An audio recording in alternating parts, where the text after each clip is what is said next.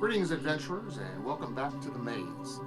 Tonight we're going to do a little something different. If you've joined us in the past, you're probably used to the Maze Cast, which is a shorter form of us just kind of dipping into nerd, geek culture, gaming culture, and talking about things that interest us or are kind of on our radar. Tonight we're going to do a little something different.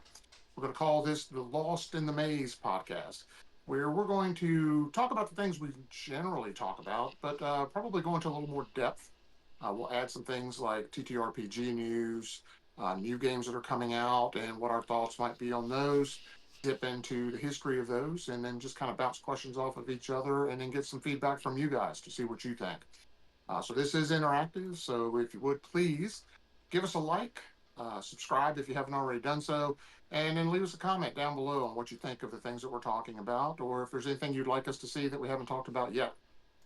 So it's interactive. Please feel free to jump in at any time. So with that being said, I think we're going to lead off with Friday night game recap.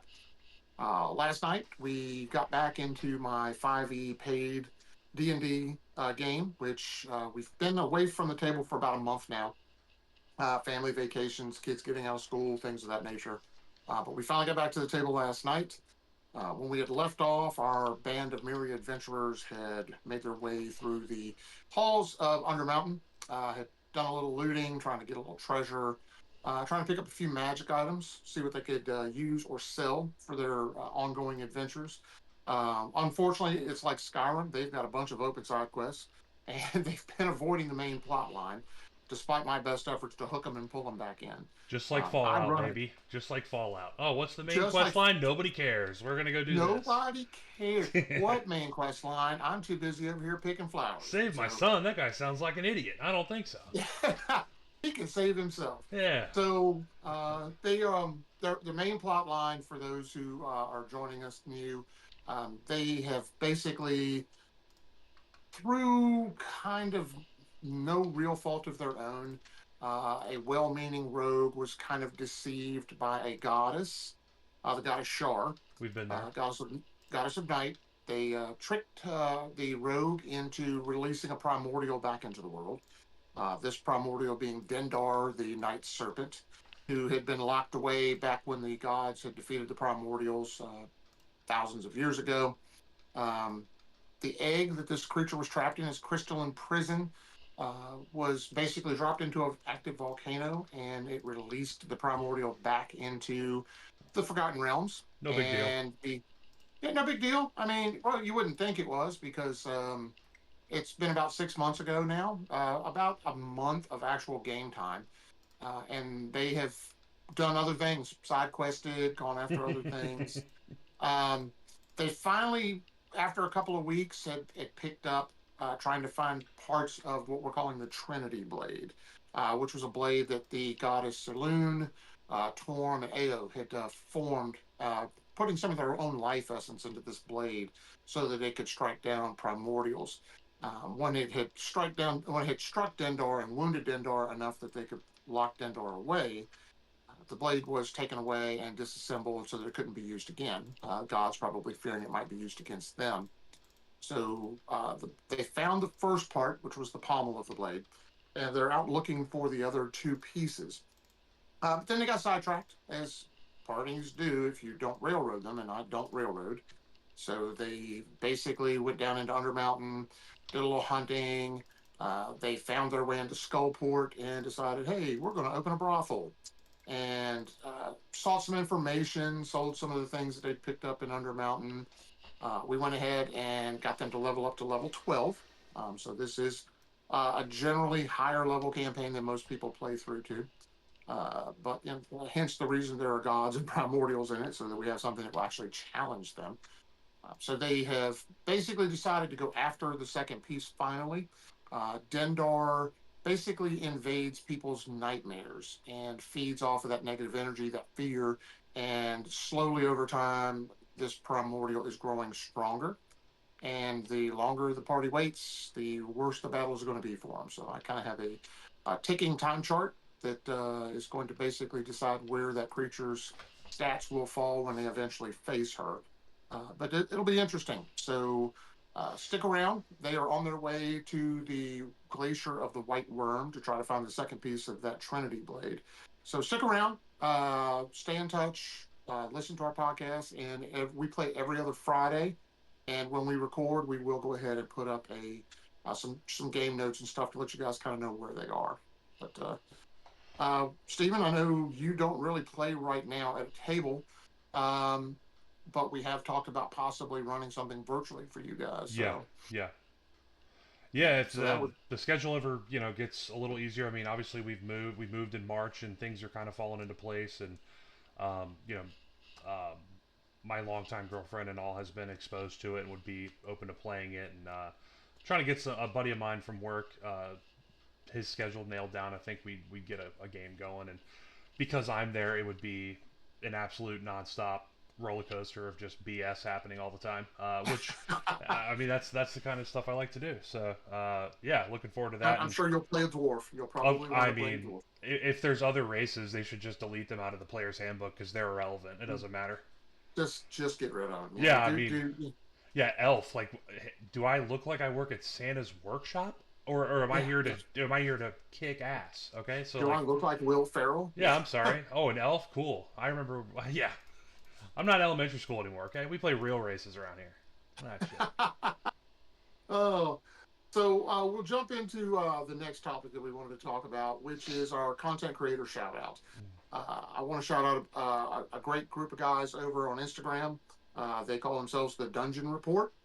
It's two guys that live up in Canada, so the frozen white north, so our northern neighbors. They are running basically a homebrew content kind of a a show or deal for themselves where they homebrew monsters, magic items, things of that nature. Some of them they release for free. Some of them, you do have to pay for. But I actually hooked up with these guys about 2 months ago. Talked to them online, and they decided they wanted to do something called the DMs Club. So they picked 6 DMs that they met through social media. People who've been in the space for a while, have a lot of experience, and have active games going right now that will allow homebrew content. And basically, what they're doing is they're kind of using us as guinea pigs. We look at their website, pick out the homebrew content that we want to test at our tables that will fit with our current ongoing campaigns, and then we give them feedback through the feedback forum. So that's been a lot of fun. I have filled out a lot of feedback forms and sent back to them. Um, most people would consider it homework. I'm having a blast with it because they hit me back with the feedback I give them and bounce questions off of me and stuff. So it's kind of nice to kind of interact with those guys and know that my feedback is appreciated and taken seriously. So we will continue to work with them, and we will keep you highlighted on things. And as we go down the road, we'll share some of the content that they share with us that's okay for us to release to the general public for you guys to take a look at and give us your feedback on, see what you think about it. We will post links to their Instagram page and their webpage in the show notes. So be sure to check them out.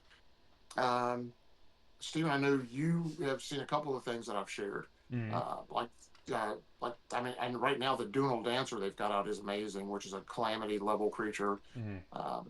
Something that would be kind of an in-game boss for the people to fight in the desert. That's kind of neat. The primordial ice shard they had was really kind of neat. Um, and then some of the verdant creatures they had, which we will share some pictures and stuff up for you guys. We'll share those, have those pop-ups where you guys can see some of the images. Those are really cool. So check them out. Give them a like and follow them over on Instagram if you would. We'd also like to talk about our friends over at the Old Warlock. Um, Jim and Alex are a great couple of guys, father-son pair, just like Stephen and I. They play a lot of first edition D&D. I don't think they play any of the newer editions. I think it's just primarily first edition. Jim homebrews a world that he runs them through, and they have a great time with it. But they also play a lot of other games, things like Blood and Plunder, which is a new kind of a pirate tabletop game where you actually have ships and you have ship combat, and then you can board one another's ships, and it looks like a lot of fun. They also play things like old TSR games like Fight in the Sky, which is an old World War One Aces fighter plane game. They play Gamma World for some of you older folks that are out there. Gamma World was a staple back in the day, back in the 80s. It's still one of my favorite sci-fi type games. Unfortunately, I haven't played it in years, but my copy is still sitting on the shelf. And they also play a game called Top Secret. Some of you might remember that game. Wasn't quite as popular as some of the others, but still a fun game if you like spies and espionage. But we will post a link to their YouTube channel in the show notes for you, so you can go over and check them out. Give them a like and a follow. They would be very appreciative, and you won't be disappointed with their content. Uh, we also would like to shout out to our friends over at Broken Blade Publishing. We've talked about them before. Craig and the guys over there are basically working on a TTRPG called Oathhammer. And that game looks like it's going to be amazing once it comes out. I love the artwork for it. Justin Gerard is the artist. They've shared a couple pieces of art with us, which we will actually put up here for you guys to take a look at. And they have blown their goal out of the water. They only had a goal of $5,000. As of a few minutes ago, they were setting at $28,744. So a little over 576% of their goal. So that's definitely going to get funded. We've unlocked some of the stretch goals, and I am a proud supporter of that Kickstarter. I am pretty excited about getting the content once it gets released and trying it at my game table and see what my players think about it. We'll post a link to the Kickstarter page. By the time you guys see this, that Kickstarter will go down because it ends tonight at midnight. But it will give you a chance to look at it. Maybe go ahead and pre-order the game if you are interested. But give them a like, give them a look, and let us know what you think. Steven, you are pretty excited about something that's coming out that you and I talked about recently, just chatting together. Little something from our friends over at Cubicle 7. Yeah, they're dropping a new Warhammer: The Old World RPG that's coming out. I'm a huge fan of anything Warhammer Fantasy. I love the setting. I've loved it. I remember you taking me to the old Games Workshop at Short Pump Town Center or something when I was Yep. young. I mean, I didn't even have a lot of the miniatures, but I just loved the world. I had all the handbooks for all the different armies, and I would just read through them. I would just like want to memorize all the different nuances of all the other factions and the way that they fought and like the legendary heroes from all of them.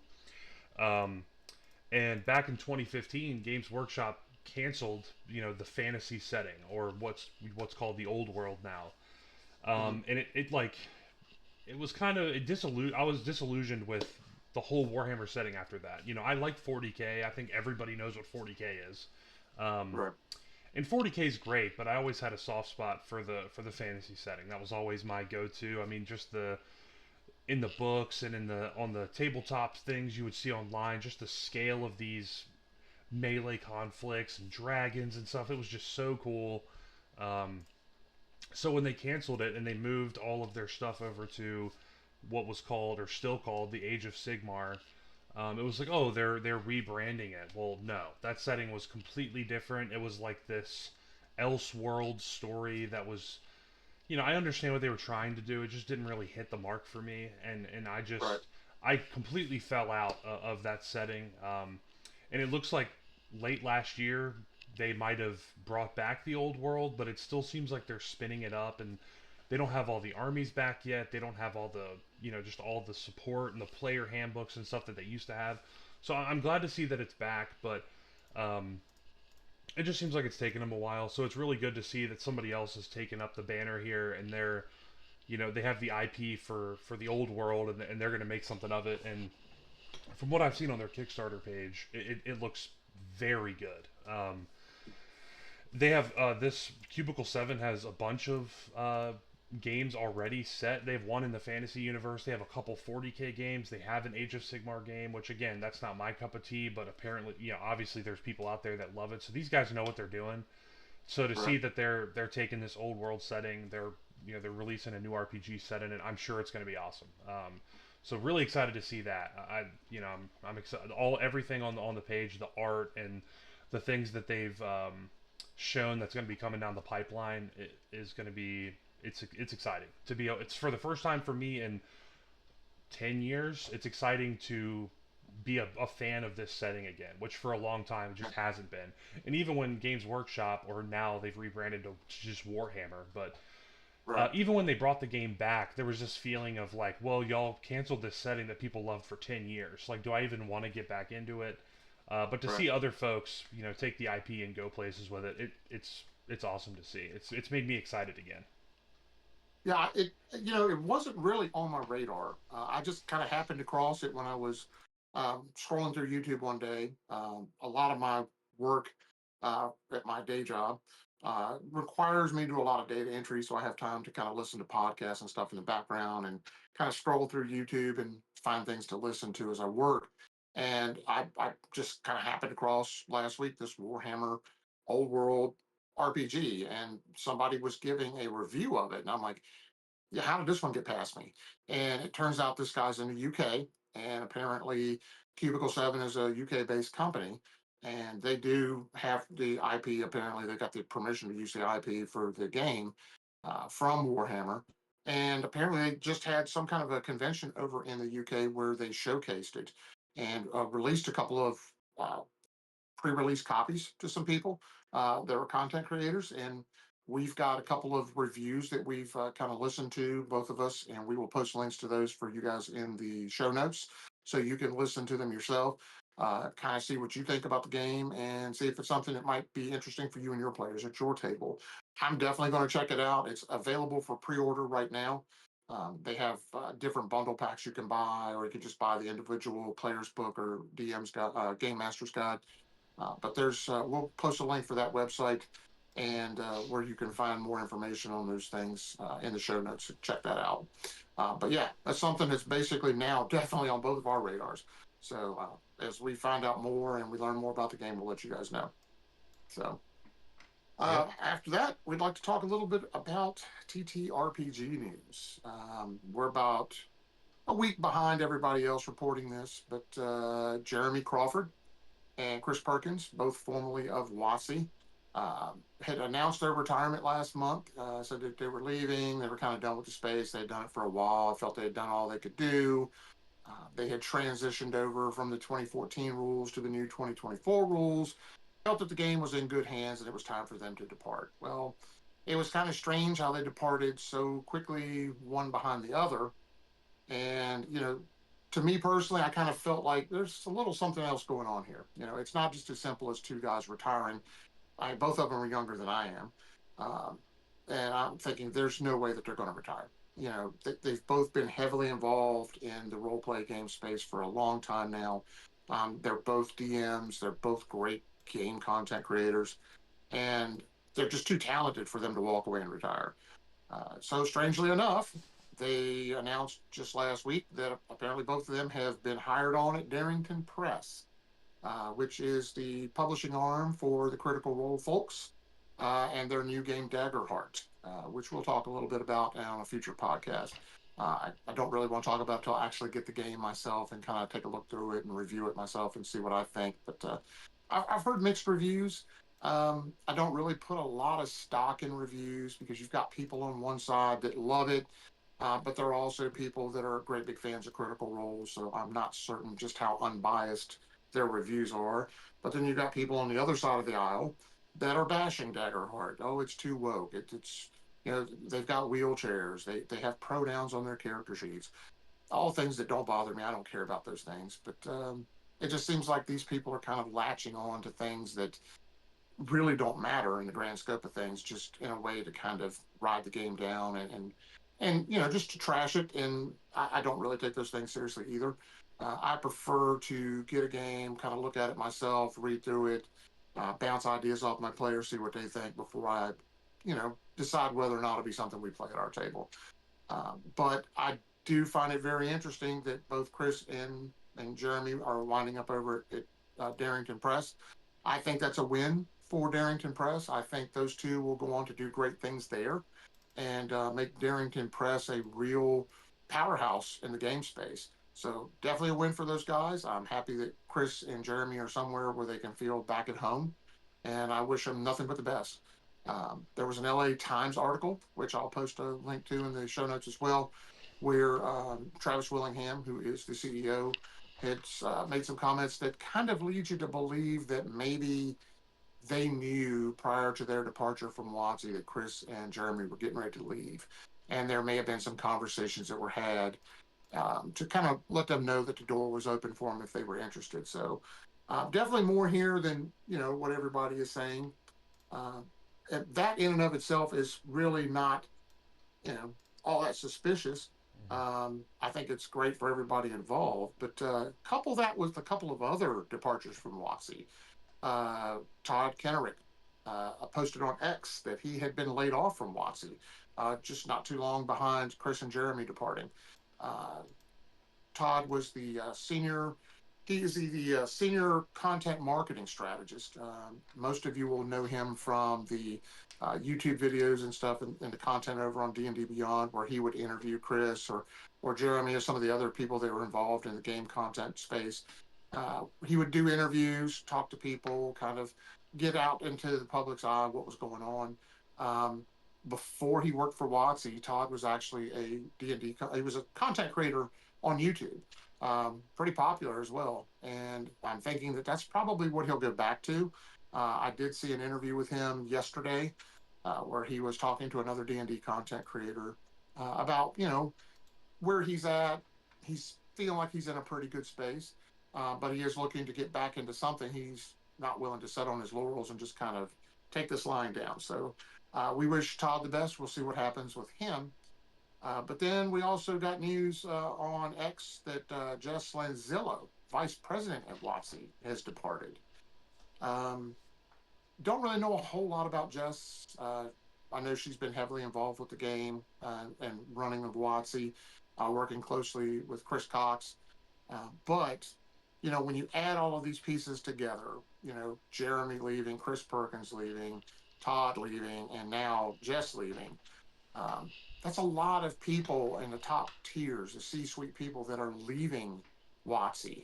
And, not being one for conspiracy theories, but kind of being able to read between the lines, it leads me to believe that some of the rumors that are going around in the game space, that Hasbro is looking to maybe outsource WotC in the very near future, that could be a very distinct reality looking at all these departures.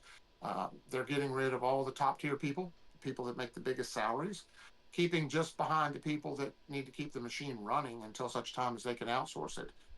Everybody knows that Hasbro basically retains the IPs of the things that they own, but they outsource them. Like they outsource Power Rangers. They've outsourced the creation of a lot of their toys. So it would not be out of the scope of reality for them to take WotC and D&D and give that to somebody else to run, and they just basically cash in on the IP. But we'll see. Stephen, what do you think? What are your thoughts? Well, I think you have to follow the trend, right? And with that much movement, something's going on. What that is, I guess it's really anybody's guess, but I do think things are in motion, and I mean, as always, we just hope for the best for everybody. I hope we don't see layoffs or any kind of weird, corporate moves. But that's a lot of. It's not even just these moves. There were a couple that we talked about on Discord and on the website a month or so ago. So it's obviously a clear shift in logic for a lot of folks, and I just hope wherever they go, I'm sure they'll do great things. And whatever's going on at WotC and Hasbro and all that stuff, I hope it shakes out well. I don't know. These jumping to a different job in this economy. We don't want to get political, but I will say in this economy, leaving a steady job, especially one where you are not just uh, a middle tier worker, you're at the top of your class there. That's a huge But risk. So yeah, for multiple people to be taking that risk, something's happening. Um, yeah, yeah. so I don't know. I mean, we It, we have the news that everybody else has. No insider take here. Normally, we like to have an inside scoop, and we do, but these are high profile things, and we don't know a lot. We'll keep our eyes on it. That's for sure. yeah, yeah. Just um, I mean, anybody who knows me that plays at my game table, or I talk to at the local game shops. Um, I'm I'm a longtime D&D fan. I mean, I have been. I mean, D&D is the first tabletop game I ever played. Some of the first I've been, memories I have as a kid, like literally some yeah, of the first memories I have as a kid is D&D related, like yeah. I 100%. mean, I've been doing this since '81, Mm. and that's a long time to be in this space. D&D will always be a part of my life, even Mm. if I have to just basically take the existing books and content I have and homebrew my own. D&D will always be part of my game table and part of my hobby. I just, it's hard to defend WotC and defend Hasbro with a lot of the things that have gone on in the past couple of years. You know, the OGL scandal, the thing with the Pinkertons, where they sent the Pinkertons to that guy's house and upset him and upset his wife over the fact that they misshipped some unreleased magic cards to him, and he was going to basically show them on YouTube. Um, just the heavy-handed kind of way that they deal with the community, the people that buy and support them. Um, they just, it's not the way you treat the people that you want to frequent your business. You want to patronize your business and keep you in business. Um, so that's one of the reasons. Over the past couple of years, I've looked at other games. I've looked at Shadow Dark. I've played Pathfinder. I supported DC 20, the Dungeon Coaches game on Kickstarter when it came out. We've play tested that. It's in beta 9 right now. We've play tested at our table because we're looking at other options. If Hasbro does do something just completely underhanded, which they say they won't. They put a new OGL in the books for 2024, but that doesn't mean that if they outsource it, that the people that take it from that point and run forward with the ball are going to treat it the way we would like to see it treated. I'm just hoping that whoever does wind up in control over there, whether it be at WotC or another company that Hasbro outsources it to, they do right by it, because it means a lot to me. It means a lot to a lot of people, and I'd like to see it treated well. So that's all I've got to say about that for the time being. But we'll keep you guys in the loop on the news and stuff as we hear it, and we'd really like to hear your thoughts. So, post your comments and let us know what you think. What do you think is coming down the pike? Is Hasbro going to outsource the IP and let somebody else take D&D and make it their own? Or do you think WotC's just kind of shaking things up to get some young blood in there to maybe take it in a different direction? Let us know what you think. We really would love to hear from you. Yep. Um, After that, we've got a couple of conventions that are coming up. The Apprentice and I have talked about making a presence at local conventions for the Master Mazes, kind of getting out and talking to people, getting the brand out there, handing out flyers maybe. I've got some business cards printed up for the Master Mazes with a QR code for our socials on it. But I'm just a big convention fan. I have been for probably 25 years now, since I met my wife. She basically introduced me to conventions. I'd never been to one before, but we've been together now about 26 years. And I remember the first summer we were together, she's like, "I want to take you to Dragon Con." I'm like, "What is Dragon Con?" And I was not ready for that experience. Dragon Con, I'm sure some of you know what Dragon Con is. You probably go, or you have been, or you've heard of it. It is probably one of the biggest conventions in Southeast America. It's held in Atlanta every year on Labor Day weekend, because what better time to hold a convention where people dress in costumes than in the middle of summertime in downtown Atlanta, that some people refer to colloquially as Hotlanta. Um, you know, I have I've been to Dragon Con with my wife. It's a lot of fun. We're up to 70,000 people in attendance on Saturday when they hit capacity. They've capped at 70,000 people, but 70,000 people in 3 host hotels in downtown Atlanta is a sea of people. It's gotten so big. I really wish they'd put it in another venue, because it's just where they have it right now. It's just not set up to handle as many people as they have, but it is a lot of fun. You get a lot of content creators there. You get a lot of stars there from television shows and science fiction and fantasy, and writers and voice actors and comic book artists, and artists like Justin Gerard and um, Charles Urbach and other people like that show up at this convention. So it's a lot of fun. So I have a costume for the Master of Mazes. It looks very much like the persona that graces the image of our webpage that I'm probably going to dress up in. And I think I will take my camera and my microphone and interview a few people and kind of give you guys an inside look into what goes on at Dragon Con and some of the other conventions. The first one coming up here in the very near future is one called Monster Rama. Unfortunately, Stephen does not live in Atlanta. He is north of me. But Monster Rama is kind of a celebration of the old Universal monster films, monster movies in general. That's held here in Atlanta. Second weekend in August. I apologize. Second weekend in August. It's August 8th through the 10th. Have not been before, but we are going to make an appearance on Saturday. So we will be at Monster Rama in Atlanta on Saturday the 9th. Then Dragon Con, of course, is in Atlanta. We've already booked our tickets, got our hotel room. Though we are north of Atlanta, it's easier for us just to stay downtown. Dragon Con is one of those experiences you get the most from it if you actually stay on site. And it's trying to get a hotel room at Dragon Con is an entirely different experience. We call it the Hunger Games for a reason, and those of you who know, you know. If you don't know, ask us in the comments. I'll be happy to share it with you. That is coming up Labor Day weekend, August 28th through September the 1st. So we will be on site all 4 days for that. We actually show up on Wednesday because the convention has just gotten so big and so popular. People show up a day early, 2 days early, actually. This convention doesn't technically start until Thursday night.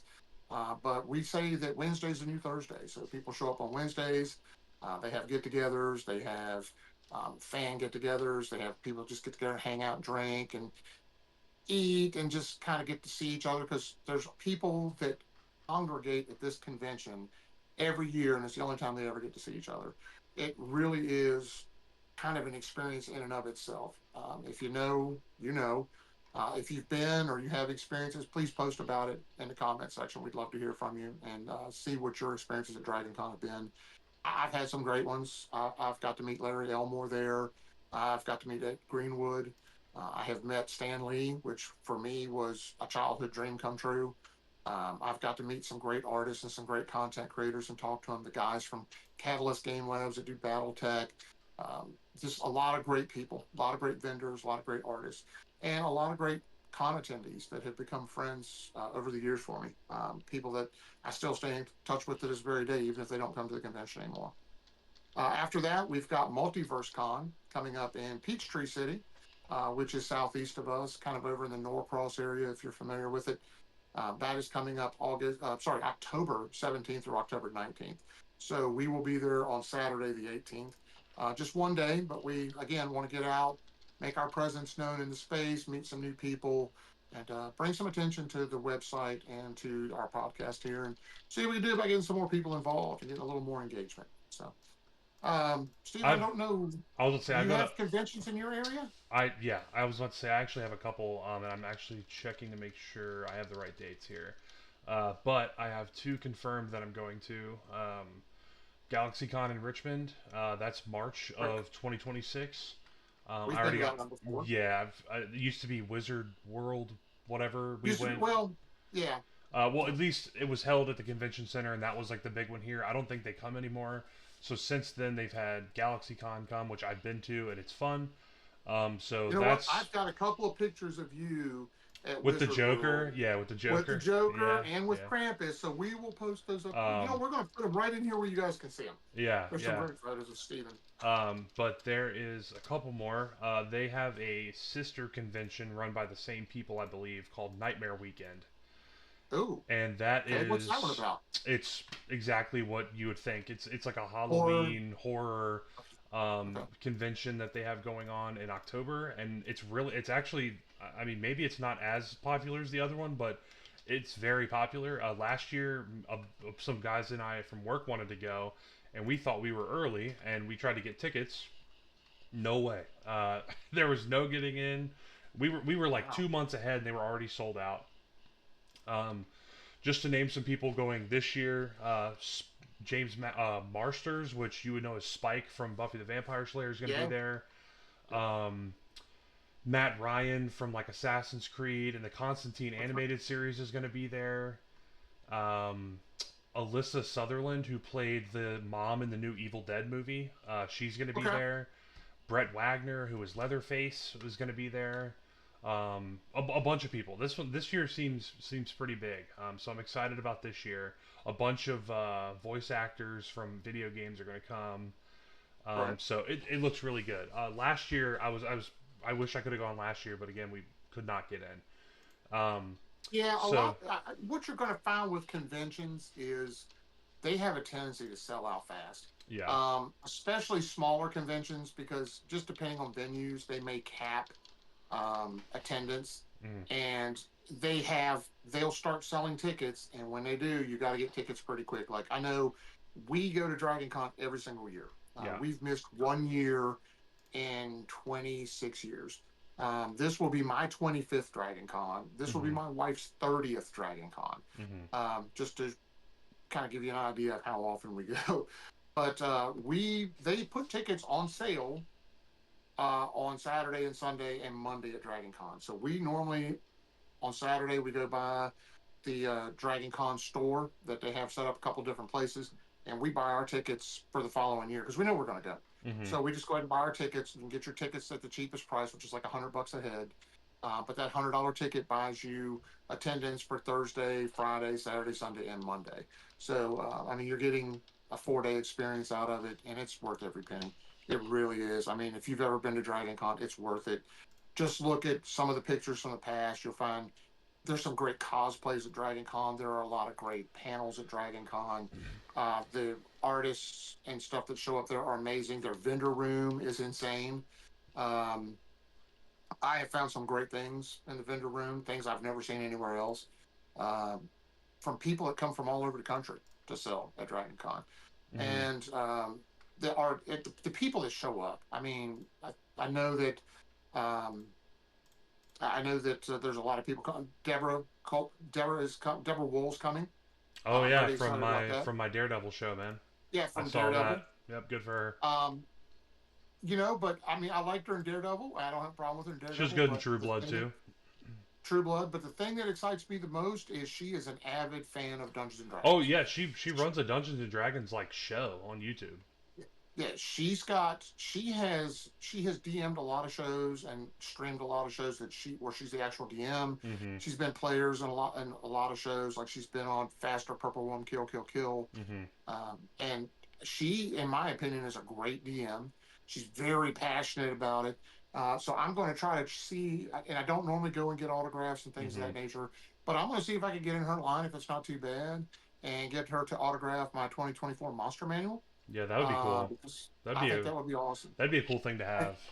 yeah, Um, and just meet her, and and I just kind of pick her brain a little bit about Dungeons and well, I mean, Dragons. That would be kind of fun. she seems like, especially for somebody that I don't think she's very old. She has a lot of knowledge, like a lot. Like on her show, she'll bring in other celebrities and kind of teach them, and you could tell it's not She just taught like John Berthenel. yeah, and She like actually has and a it's not there's a just video like online of her with John Berthenel teaching him about D&D. yeah, and not just like fluff. Like she actually knows what she's talking about. Like Oh no, it's interesting. It's interesting.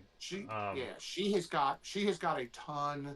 She's a wealth of knowledge in and of itself. Yeah. She's written a lot of adventures. She's done a lot of homebrew stuff, Hmm. and if I ever had a chance to play with somebody who's considered a quote unquote a celebrity, Hmm. before I would pick a Matt Mercer or somebody like that, I would probably say I'd want to sit at a table with Deborah Ann Wool.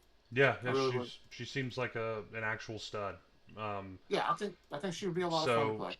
other so those first two, GalaxyCon and Nightmare Weekend, they're in Richmond, which is about an hour from me now, Mhm. and a little bit closer to me, kind of in the same general area as me on in the Tidewater region, kind of on the water over here. There's actually a Mhm. Tidewater Comic Con, which I didn't know Okay. until recently. A buddy at work, was telling me like, "Hey, you're into going to cons and doing this stuff with your dad. Have you thought about going to the Tidewater Con?" I said, "No, I didn't even know they had one." I actually it sparked my interest when we were talking about this tonight. The Tidewater convention's happening right now. Okay. It's this weekend. So I'm obviously not going to make that one. But it looks pretty interesting. It's actually it's pulled quite a few people. It's not like I thought it was kind of a a smaller convention. It's kind of out here in the middle of nowhere, but Mhm. it's got some big names. Ron Perlman's there today. Oh, okay. Lou Cool. Diamond Phillips is there today. Wow. Yeah, I mean, like all of the X Men animated series voice actors are there. Okay, that's Um, pretty good. yeah, it seems pretty. A lot of comic book writers are showing up today. So for being a relatively smaller convention, there's a lot of heavy hitters there. And that seems like it's every year in June, obviously. So I'm gonna try to go next year. However, I did know that they had a horror convention, and that will be another one I'm going to. That one's in September, so probably Mhm. the Tidewater Horror Con in September, and then Nightmare Weekend in Richmond in October. Right. But the Horror Con this year looks really fun. That's You might remember this from when I was a kid, but at Virginia Beach, that haunted mansion attraction that had the Yeah. big zombie head Yep. on the corner. Yep. Well, they are the main sponsor of this convention. Oh, okay. Okay. So they're a fairly large. Again, it's another fairly large convention put on by the same people in the Tidewater region. So I have tickets for that one. So I'm looking forward to that because again, friends of mine wanted to do this last year, just couldn't catch it. So this year, just kind of peruse through here. A lot of people from the Halloween sequels are going to be there. Um, Okay. I love the Halloween the movies. guy that played Jason in Friday the 13th Part 5 is going to be there. Actually, Okay. there's 5 or 6 people from like the Friday the 13th Halloween series, the sequels, the not as large ones, but still they'll be there, which is cool. And then a bunch of makeup artists from the Star Trek series are going to be there. And then Lou Temple, who I like, he's from the Rob Zombie Halloweens, the Devil's Rejects, and then he played um, in Walking Dead. I think he played a guy named Axel, and he was kind of like this anti-hero guy. He's going to Right. be there, which is very cool. So I'm looking forward to that. Um, so that's going to be fun. That's in September. So that's 3 or 4 that I'm either going to or have on my radar up here. And obviously down the road, Dad and I would love to get together and go to one as a team. Yeah. But Yeah. Absolutely. in the meantime, we like to try to just spread the word at our separate conventions. Obviously, Dragon Con is the big one. Yeah. Dragon So, Con's a big one. And you've been to Dragon Con with us before. oh, I mean, I remember as a kid, like I still have my badge actually in my room at my other house. I have the badge still hung up on my wall, and Right. it is overwhelming. It's one of those things where you think to yourself, it's almost like Kickstarter in a way, where you go there and you're like, well, there's no way that they have this really obscure thing that I'm looking for, and they do, right? And they do. So it's Yep. it's just like I remember going there, like every restaurant, they had every food, they had every vendor, they had every fandom, they had every kind of media, games, movies, books, all of it. I mean, it was like, and of course I was a kid. I think I was maybe 10. I don't even remember. Um, I just remember thinking to myself, like, I've just never been somewhere like it was like Busch Gardens for nerds, is what it is. Like, Yeah. it's It it's really it's it's is. just you go. They have everything. They have merchandise for that thing. They have the people that played that thing. They have it all. So it's going to be cool, and I'm looking forward to some of the content, videos, and I mean, you guys also keep an eye on all of the website, the social media here. There's going to be we're going to be working overtime on the Master of Mazes side to try to get all that stuff to you guys. So Yeah. And we will as we go to these conventions and stuff, we'll post photos. We'll post blog posts on what hmm we see, what we're doing. Kind of keep you guys in the loop. hmm There will be lots of pictures. I can tell you right now, Dragon Con, I take hundreds of pictures.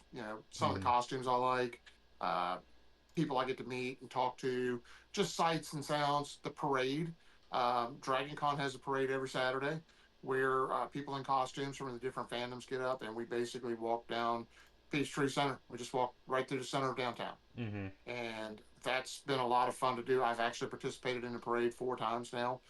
Don't know if I'll do it this year or not. My wife has asked me to do it. She actually marches with the cosplay of Gilead group, which is the Handmaid's Tale people. Great Um, show. she Great show. it's pretty interesting, and I've watched some episodes of it with my wife. Not something that's really I'm a huge fan of, but I'm aware of it. Um, she actually has a commander's wife's costume that she wears, and she has the creepiest little baby doll that she takes with her. I call it creepy baby, and it's a lifelike baby that she carries with her. And I actually went one year as a eye, which is one of the Mm-hmm. guards that kind of watches the women and keeps them in line. And then I've walked with the Vikings one time in the Viking parade. I used to be part of a group called the 76th, which was part of the Firefly fandom. I walked with them Mm-hmm. a couple times. Yep. Yep. But in costume in Georgia in the summertime. Brutal. Brutal. It's brutal. It's brutal. I know when I walked last year, and I was in a basically BDUs carrying a mock M4. When I got done, my costume was soaking wet. I mean, just sweat, and it's. I mean, you pay for your cosplay, right? You pay for your fandom, and you definitely do at Dragon Con in Atlanta in the summertime. So there's some other conventions here. Just kind of looking online, we've got Atlantic Comic Con coming up in July 18th and 20th at the Georgia World Congress Center. I may try to make that one day. I don't really collect comics anymore. I used to years ago. I had tens of thousands of comics, and they just don't hold their value. And I eventually divested myself of most of them. The only thing I kept were my Spider-Man comics. I'm a huge Spider-Man nerd.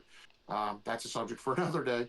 But we've got, we talked about Monsterama. We got Georgia Pop Culture and Horror Con coming up in Columbus, Georgia.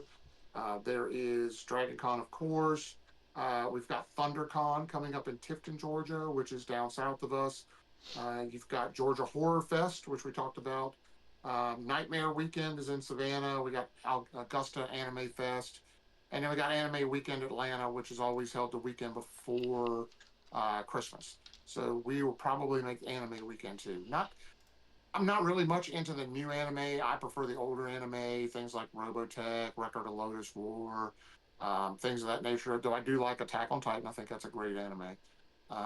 But Anime Weekend's always fun. My wife is into a lot of anime, so we've been to those before and had a lot of fun. So we'll probably make that one as well.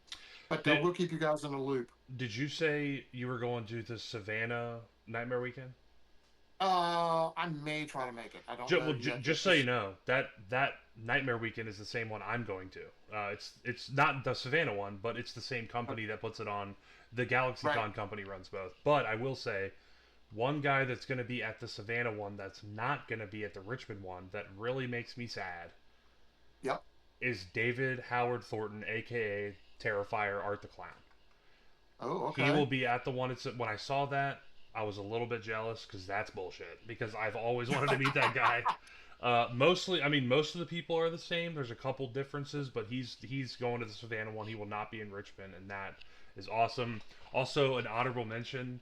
I cannot believe this dude. It's so cool that he's going. It's I will butcher his name, but it's Giorgio Tsoukalos, which is the ancient aliens guy with the crazy hair. Oh, dude, I love that guy. And Dude, he's aliens. he's Yes, going yes. to Richmond and Savannah, which the Okay. fact that he's going to horror conventions is just so funny. He's You know, I feel like it's he is in on his own joke. Like he knows he's just the 100%. and it's like He is it's so, so funny. It's so funny. and I can't blame him. Cash in, dude. Strike while Oh, the iron's dude. hot. Make a buck. I mean, just know that you're gonna go there and like probably 2,000 people are going dressed as aliens for pictures with just him, and that's the Just only oh, reason they're going. absolutely. And honestly, dude, like, good for him. That's so funny. I thought that was hilarious. So anyway, that is the same. This company, I don't know who it is. I could look it up. I won't. But they are they're growing, man. GalaxyCon started out relatively small from what I remember, and every time I look, they're in another state every year. Um, Yeah, it doesn't surprise me because there's a lot of money to be had in conventions. They're oh huge yeah, now. if it's They run weren't. well, if it's run well. Yeah, they weren't like this when I was younger. I mean, you've got New York Comic Con, San Diego Comic Con. I'll never be able to make those just because you can't get tickets and you can't find hotel Well, to space. be fair, I Uh, don't know if I'd even like. I don't even know if I'd want to go to those because they're just. It's so big. Like no, and that's one of the problems. I love Dragon Con, and Dragon Con for us is it's kind of at the the upper. tradition. It's at the upper end. Like that's But about as Dragon big as Con I'd is go. Yeah. it's so it's so crowded. Um, like just for those who know, if you don't know, I will be happy to to find some pictures and share them with you guys. Um, the hangout spot on Friday and Saturday nights is the Marriott Pulse Bar area. Mm-hmm. So the Marriott is one of the host hotels downtown. There's the Westin, there is the Hilton, there is the Hyatt, and then there is the Marriott, and then of course there's the Cortland Grand. I think they're the Cortland Grand still. Um, those are the host hotels, but the two biggest ones, the ones that everybody hangs out at, the two largest are the Hyatt and the Marriott. And the Marriott is just packed. I mean, it's shoulder to shoulder Friday and Saturday. You trying to make your way across one of those floors is an experience. And I don't see how people in those large, bulky costumes do it, especially the ones with wings and all these, accessories and stuff. It's a nightmare. Um, it's definitely a feet of engineering to get that many people into one place. Mm-hmm. And they normally wind up breaking an escalator every year at the Marriott. There's, if you check out the Dragon Con Facebook website, there were lots of pictures posted about 3 weeks ago where they were working on the escalators at the Marriott because every year, without fail, at least one of the escalators in the Marriott goes down. And now you're asking nerds and geeks in costume to go up and downstairs, and that in and of itself can be tricky in costumes depending on what you're wearing. And with just the foot traffic volume, it's a nightmare. Mm-hmm. A lot of fun. It's a lot of fun. And one of the memes that you'll see online is, "Hey, we're at Dragon Con. When do we go to sleep?" And it's T'Challa saying, "We don't do that here." Mm-hmm. And it's true. My wife and I are up at like 8 o'clock in the morning so we can go out and get breakfast before everything gets crowded, and then things start at 8 o'clock, 8:30, 9 o'clock. You can go to panels. They have the dealer room opens at 10 o'clock. The art room opens at 10 o'clock. Everything starts opening up at 9 and 10 o'clock, and then you go all day. Dragon Con does not shut down until the last official tracks and things of that nature, panels and things, shut down around 1 or 2 a.m. And then there's room parties, and then there is dancing at the Marriott Pulse Bar and at the dance club, and there's bars and just hangout spots all throughout there where Dragon Con almost runs 24 hours a day for the 5 day, 4 or 5 days that it runs. But Mm-hmm. again, it's an experience. Check it out if you have an opportunity. Good luck getting a room because the Hunger Games have already happened, and that's a nightmare in and of itself trying to get a hotel room. But we lucked out, got one at the Westin this year, so we'll be staying at the Westin. Not our first choice, but beggars can't be choosers when you're begging to get a hotel room. So Mm-hmm. um, that's all we have as far as conventions right now. Stephen, what else have you got going on? Um, Not too much. I mean, just to kind of fire off the cuff. I mean, I think we mentioned at the beginning, but this is going to be like our first maze chat, or what we're kind of, the nickname for it is Lost in the Maze, right? We talk about this stuff all the time anyways, and we were like, our other maze casts are like 20 minutes. We try to keep them around 20-25 minutes, but normally Dad and I hop in a Discord call and do this exact thing anyways. And I have friends at work and friends outside of work, which as you get older, are less and less. And they're like, dude, like, y'all's episodes are great, but 20 minutes is not long enough. And we understand, most people want the 20 minutes in and out. I want all the info and then I'm leaving. But there are other people out there, including me, that like this kind of stuff. They want to talk about it, and we like the vibe of, Dad and I get together, even though we don't live close together anymore. We still get together pretty frequent in terms of, a few times a year, and we'll just go out to eat and have these same conversations. So we wanted to make this episode more like a more cozy vibe, that we're just kind of hanging out talking, like, like we're sitting right next to each other. So as far as other things going on, I try to keep the Apprentice Corner relatively flowing with what's going on.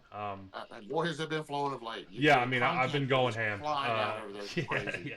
yeah. But big news for me is Tuesday is start of season 9 for Diablo, which looks really good.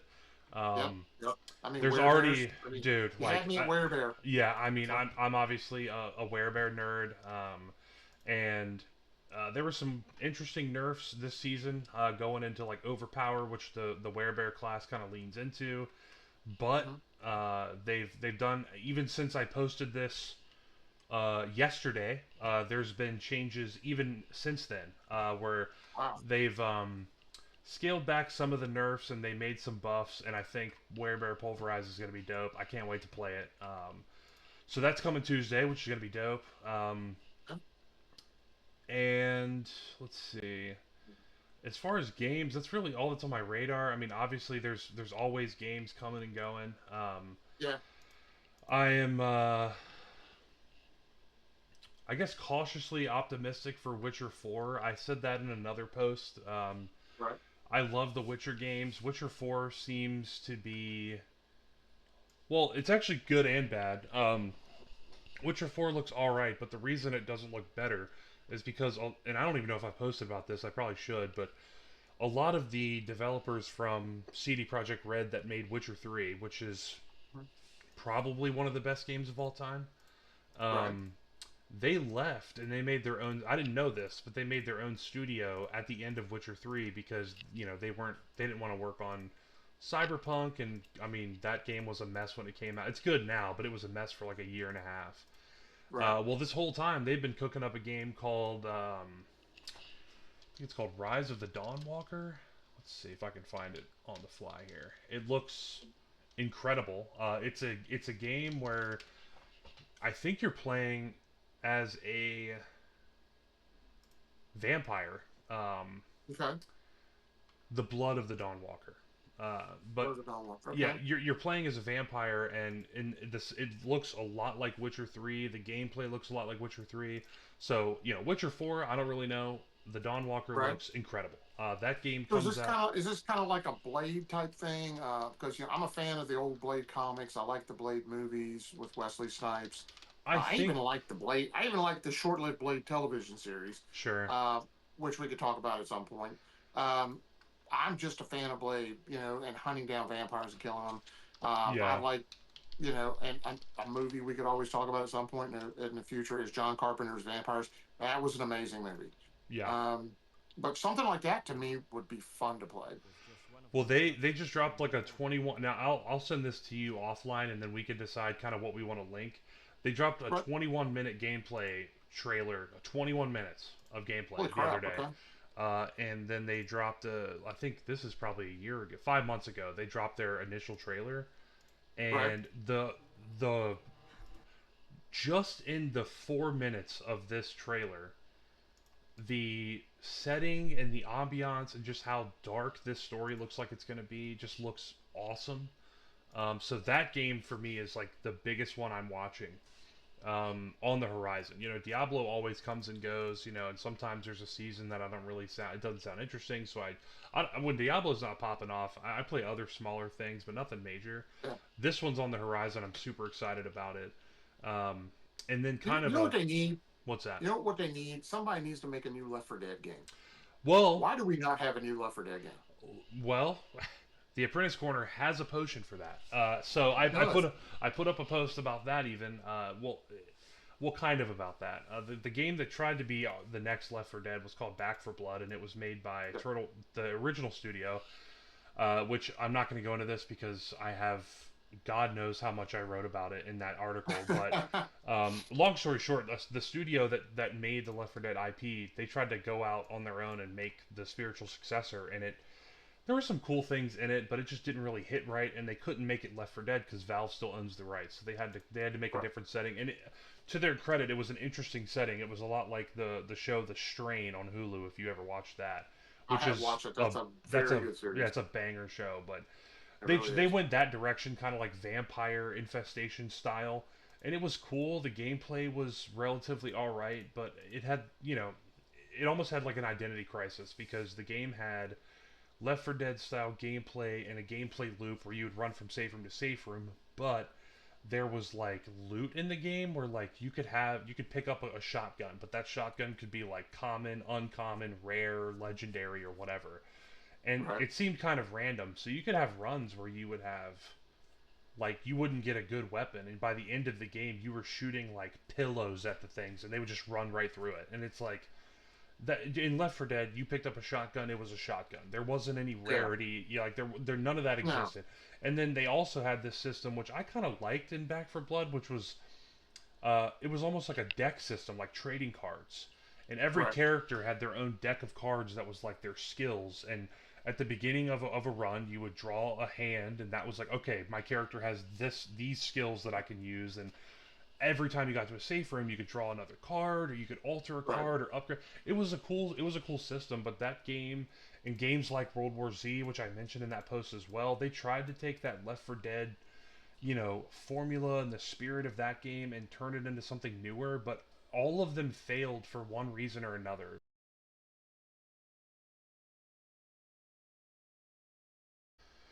Hey everyone, sorry about that. My internet went out because I was talking shit about Valve and they sent the Illuminati to my house. But anyway, yeah. Anyway, long story short, those games. It seems like Left 4 Dead was like a quick flash in the pan and like exactly the right time. In that article, I mentioned how cool it was for you and me. I still remember sitting in the floor, and I said this exactly word for word in the article, but like sitting in the floor in your living room and booting Yeah. up the beta, and like it's pretty rare for a game to feel like surreal, like you're playing a game and Yeah. you're like, there's no way this game is real. It's like exactly what I want.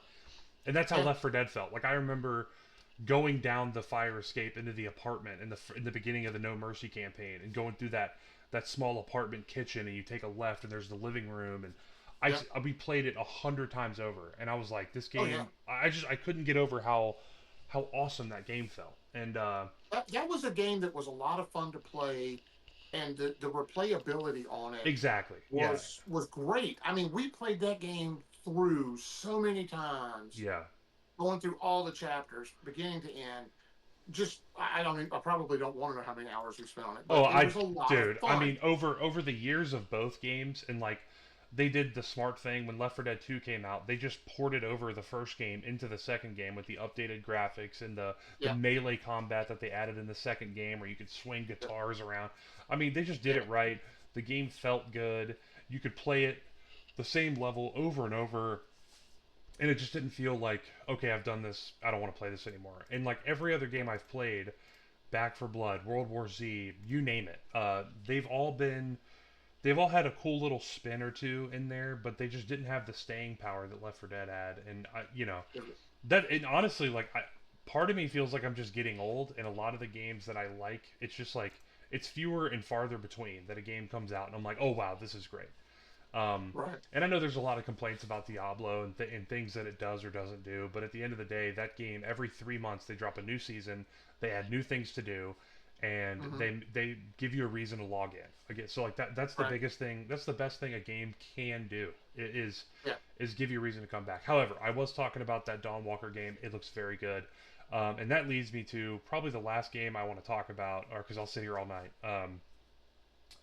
And this game goes back a ways, and I talked about this in my latest post too. But there's a setting for TTRPGs, card games, books, video games. The whole setting in general is called the World of Darkness, and Okay. that encapsulates Vampire the Masquerade, Oh, okay. Hunter the Reckoning, Werewolf the Apocalypse, Okay. Mage the Ascension, and Wraith the Oblivion, Yeah. Raise the Blood and is. Kermit the Frog. Just kidding. But there's a And this whole, thing. Yeah. yeah, there's a whole setting that's kind of like this gothic horror themed setting. I think maybe Mhm. you even had some materials for maybe Werewolf the I, Apocalypse or something I back in the day. actually had. I mean, I'm a big werewolf fan. Me too.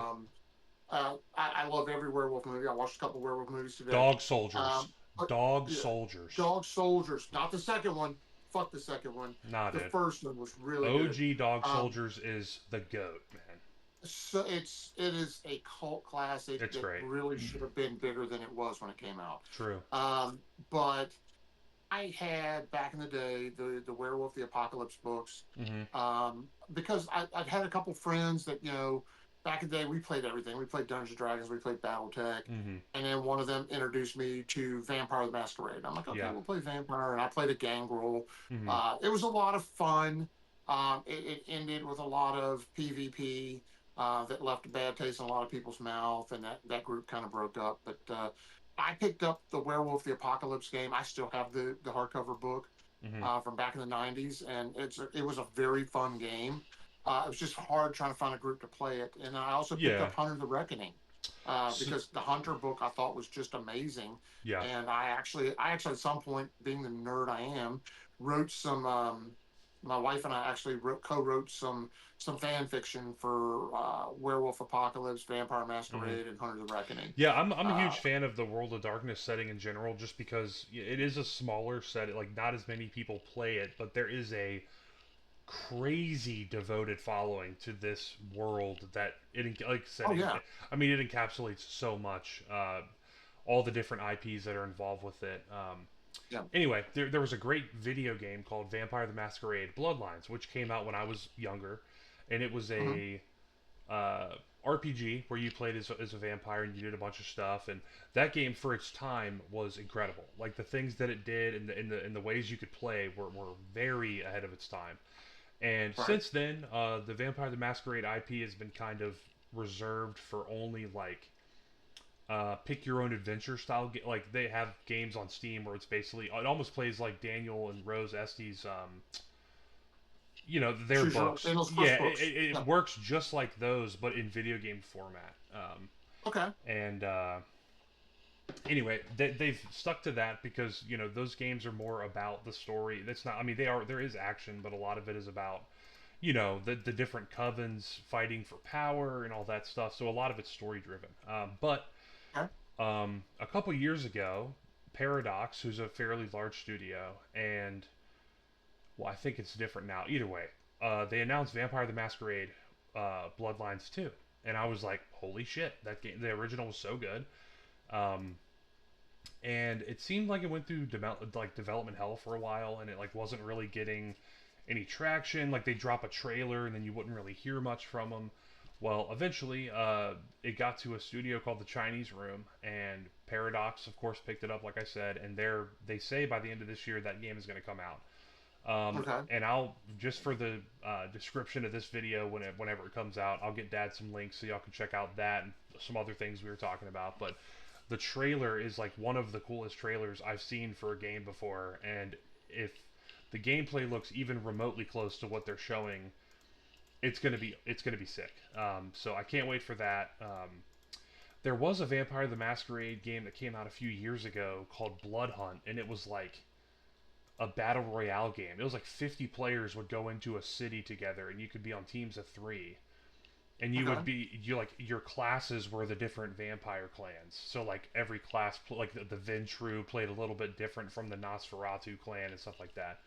And that Hmm. game, it had all the same problems that every battle royale game has, but it was cool, and it kind of brought that IP back to life. And that might have been why that Bloodlines 2 game was on the back burner, and then they said, "Oh shit, Bloodhunt's doing well. Maybe we should keep this game going." Yeah. So I don't know. Yeah. Either way, it looks great. Because there was a game called Vampire that came out a few years. I think it was like a PlayStation 4 launch title, and Hmm. you played as a doctor during the Spanish Inquisition that was a vampire. So like he would come across a patient that was gonna die, and he would drain him, basically sustaining himself and not taking life that wasn't already probably gonna get flickered out. Right. And that game, it was like a third person action RPG. The combat was very cool, and I was like, whoa, this is like Vampire. This is how I picture Vampire the Masquerade being. So it's Right. cool to see like the actual IP coming out. Some relatively recent news for that IP in general, the World of Darkness, is they've gone back to White Wolf Publishing, which was the original Okay. company That's the that did. original publishers. Yep. Yeah, and I think maybe they split from them a while ago, and I think recent in air quotes, I think they've said, yeah, we're back with White Wolf now, which is cool. So hopefully they I'd keep love to that see it stuff back going. in White Wolf's hands. I mean, I loved what White Wolf did with Werewolf and Hunter Yeah, and Vampire back in the day. dude. So it's good to see them back home where they belong. Yeah, yeah. I mean, I think they just dropped the fifth edition Vampire the Masquerade. But speaking of Hunter the Reckoning, Hmm. I think it must have been with you because nobody in my life really played video games until I got older. Do you? And I didn't even realize this was part of that combined universe. Do you Right. remember playing? It was a top-down. I don't think it was quite like a Diablo game. I think it was really just like a top-down twin stick shooter game, maybe. Right. That was called Hunter the Reckoning back in the day. Yeah. It was I it was a PS2 game. I think it was a PS2 game. And I do kind of remember it. Yeah. Hunter the Wreck. Let's see how long ago. Yeah, that's it right there. It was. It's 90% liked. Wow. 2003. This game's 22 years old. Wow. It's called Hunter the Reckoning Wayward. It was a PS2 game, Yeah. and I still remember the cover of it. Yeah. And We actually had that, and we played that yeah, for a while. Yeah. that game kicked ass, bro. It That was game was it the was fun. shit.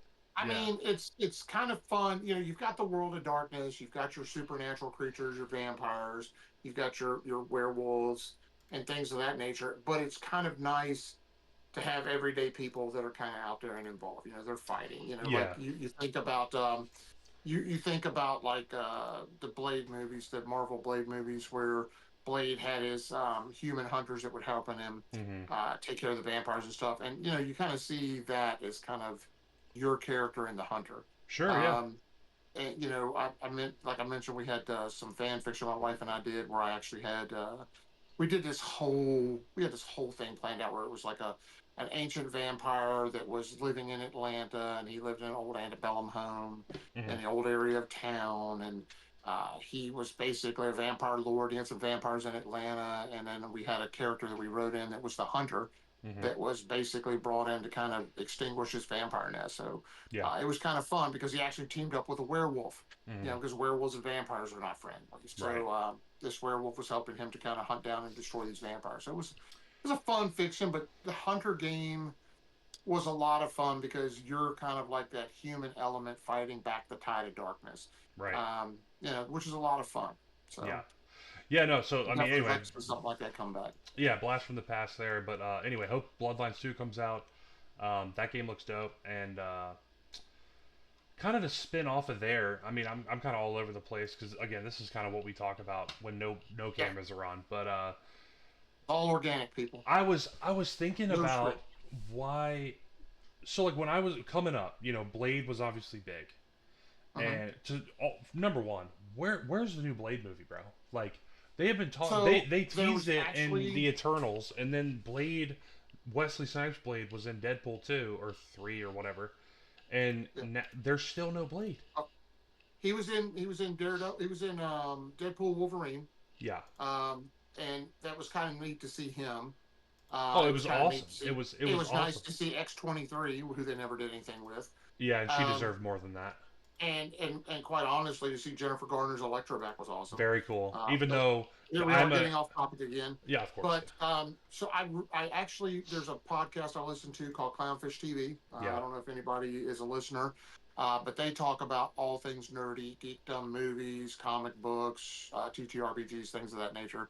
Hmm. They actually have one. I haven't listened to it yet, but I saw it up on their site yesterday, Hmm. where apparently Marvel wants the Daredevil movie, which was kind of in pre-development, I guess. I think there were some scripts bouncing around, and there was talk of maybe bringing Wesley Snipes back, or recasting, or rebooting. Hmm. There were so many different lines. Who knows what the truth is?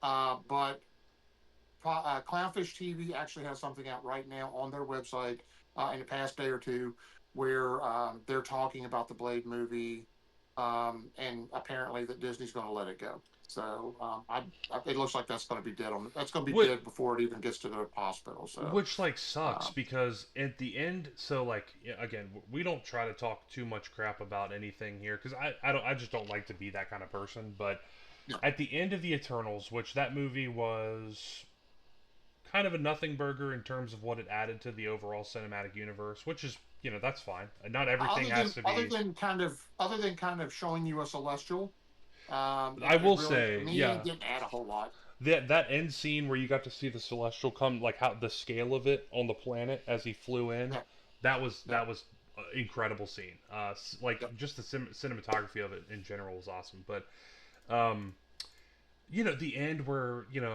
Kid Harrington's Black Knight is getting the sword, Yeah. and it's speaking to him, and then you hear Blade tell him, "I don't think you're ready for that sword," and it was Blade, and I was like, I don't care about anything that just happened in the Eternals because I'm not an Eternals fan. I Well, never read their. one I never. you got the Black Knight, which is an Yeah, awesome character, yeah. and then you've got the possibility of Blade coming back to the Yeah, Marvel and like, Cinematic dude, like Universe. that could have been a movie on its own. Is like Blade teaching, like, hey man, like this Blade has some serious history to it. I need to train you and kind of show you the ropes. That just the fact that we'll never get that Well, blows. But I mean, there's still a possibility because they're still talking about Midnight Suns, Midnight and Suns would be awesome. Midnight Suns are still talking about it, and the possibility that Ghost Rider is going to be a big character in it. Um, Right. and if you're gonna do Midnight Suns, you've got to have Ghost Rider, you've got to have Blade. I Yeah. would love to see Werewolf Werewolf by by Night Night, in Man that. Thing. I Yeah, I mean mean, that what Marvel did that Werewolf by Night in I black and white, which was I amazing. was just gonna bring that Um, up. That came out like Halloween a few years ago, and yeah, everyone and loved then it. nothing, Everyone nothing, loved did it, nothing with it. and they were like, "Oh well, this was a one shot." Why? Why? Why? It Moon Knight, I thought was incredible. I've always been a big Moon Knight fan. right. I know people say he's Marvel's edition of Batman. Maybe, but there's a lot more to him. I mean, he's a broken character. He's Well, got multiple I was gonna personalities. say, Batman's obviously no one can say he's a bad character, but No, he's also like this. Even with his demons that he has, especially in like the Killing Joke storyline and stuff like yeah, that, all but great, But great like, storyline. or like the Long Halloween, which is another great storyline. But like, Another great Moon one. Knight adds depth to like he's troubled. He's literally not a good person most of the time, and No, he's pushed by this, ethereal and supernatural force through Khonshu. It's just different. And yeah, I don't know, that show I thought was great. I thought Jason Isaacs did a great job, and I'm pretty sure, is that officially canceled now? Like I don't even know. I'm pretty sure it's officially canceled. It's But been what 2 years, almost 3 years. Yeah, but like Werewolf by So Night, the one shot was amazing, and like yeah, not only the werewolf character was great, Man Thing was they did that was probably the most like they did the it was just comic accurate. They didn't make Man Thing something stupid. They just made him Man Thing from the yeah. comics, He's and just a force of nature. yeah, and So like they had what Madame Bloodstone or whatever her name is, she was yep. in there. They had a whole they could have made that a whole thing. They could have worked that into the Midnight Suns and made that the Midnight Suns. That would be Um, awesome. You could bring Dracula in as part yeah, of that storyline. and Um, what's crazy is they had a Midnight Suns game, like an RPG game called the Midnight yeah, Suns. That was like a turn-based Marvel RPG, and it did really well. And I'm like, oh my, they're gonna make a show, they're gonna make a movie, and nothing happened. I Um, the problem is I think Midnight Suns they've been talking about it for years now, yeah, and I don't know that we've really seen a lot of movement on it. sure, Um, Disney's Marvel Cinematic Universe has really hit some stumbling blocks. mm-hmm, Miss Marvel wasn't as well received as they had hoped, and I'm pretty sure they're not going to do anything else with that. Ironheart has not been well received uh, by audiences, and I don't know that it's going to do as well in the streaming venue as they hope. yeah, I'm not a big fan of rebranding characters. mm-hmm, I don't care if you take a character and make a new character. I mean, I guess Ironheart technically is a new character, sure. but it's basically just Iron Man. She has Iron Man Yeah, I armor. mean, plot It's like smart technology. So plot device I'm number not one, like I'm not gonna crap on it because sure. I don't really read it, but it's not something that interests me. Well, It doesn't. Miss my Marvel didn't interest me, so I didn't watch that. Madam Web didn't interest me, so I didn't watch that. So my biggest problem with all that stuff is like they take tropes or cliches of characters that they've built up for 10 years, like Iron Man. I mhm, mean, you can argue that the entire story up through Endgame was about Iron Man. He was pretty much. Iron Man was the first movie. He's been in Yep. all of them since, and he's the one that snapped and killed Thanos and set everything right. It so to then be like, we're gonna make a new character, and basically she's gonna be Iron Man now. And in like one of the clip that made me mad was she basically said she's looking at Tony Stark's whiteboard, and she said, "Well, Tony Stark wouldn't even have been Tony Stark unless he was a billionaire."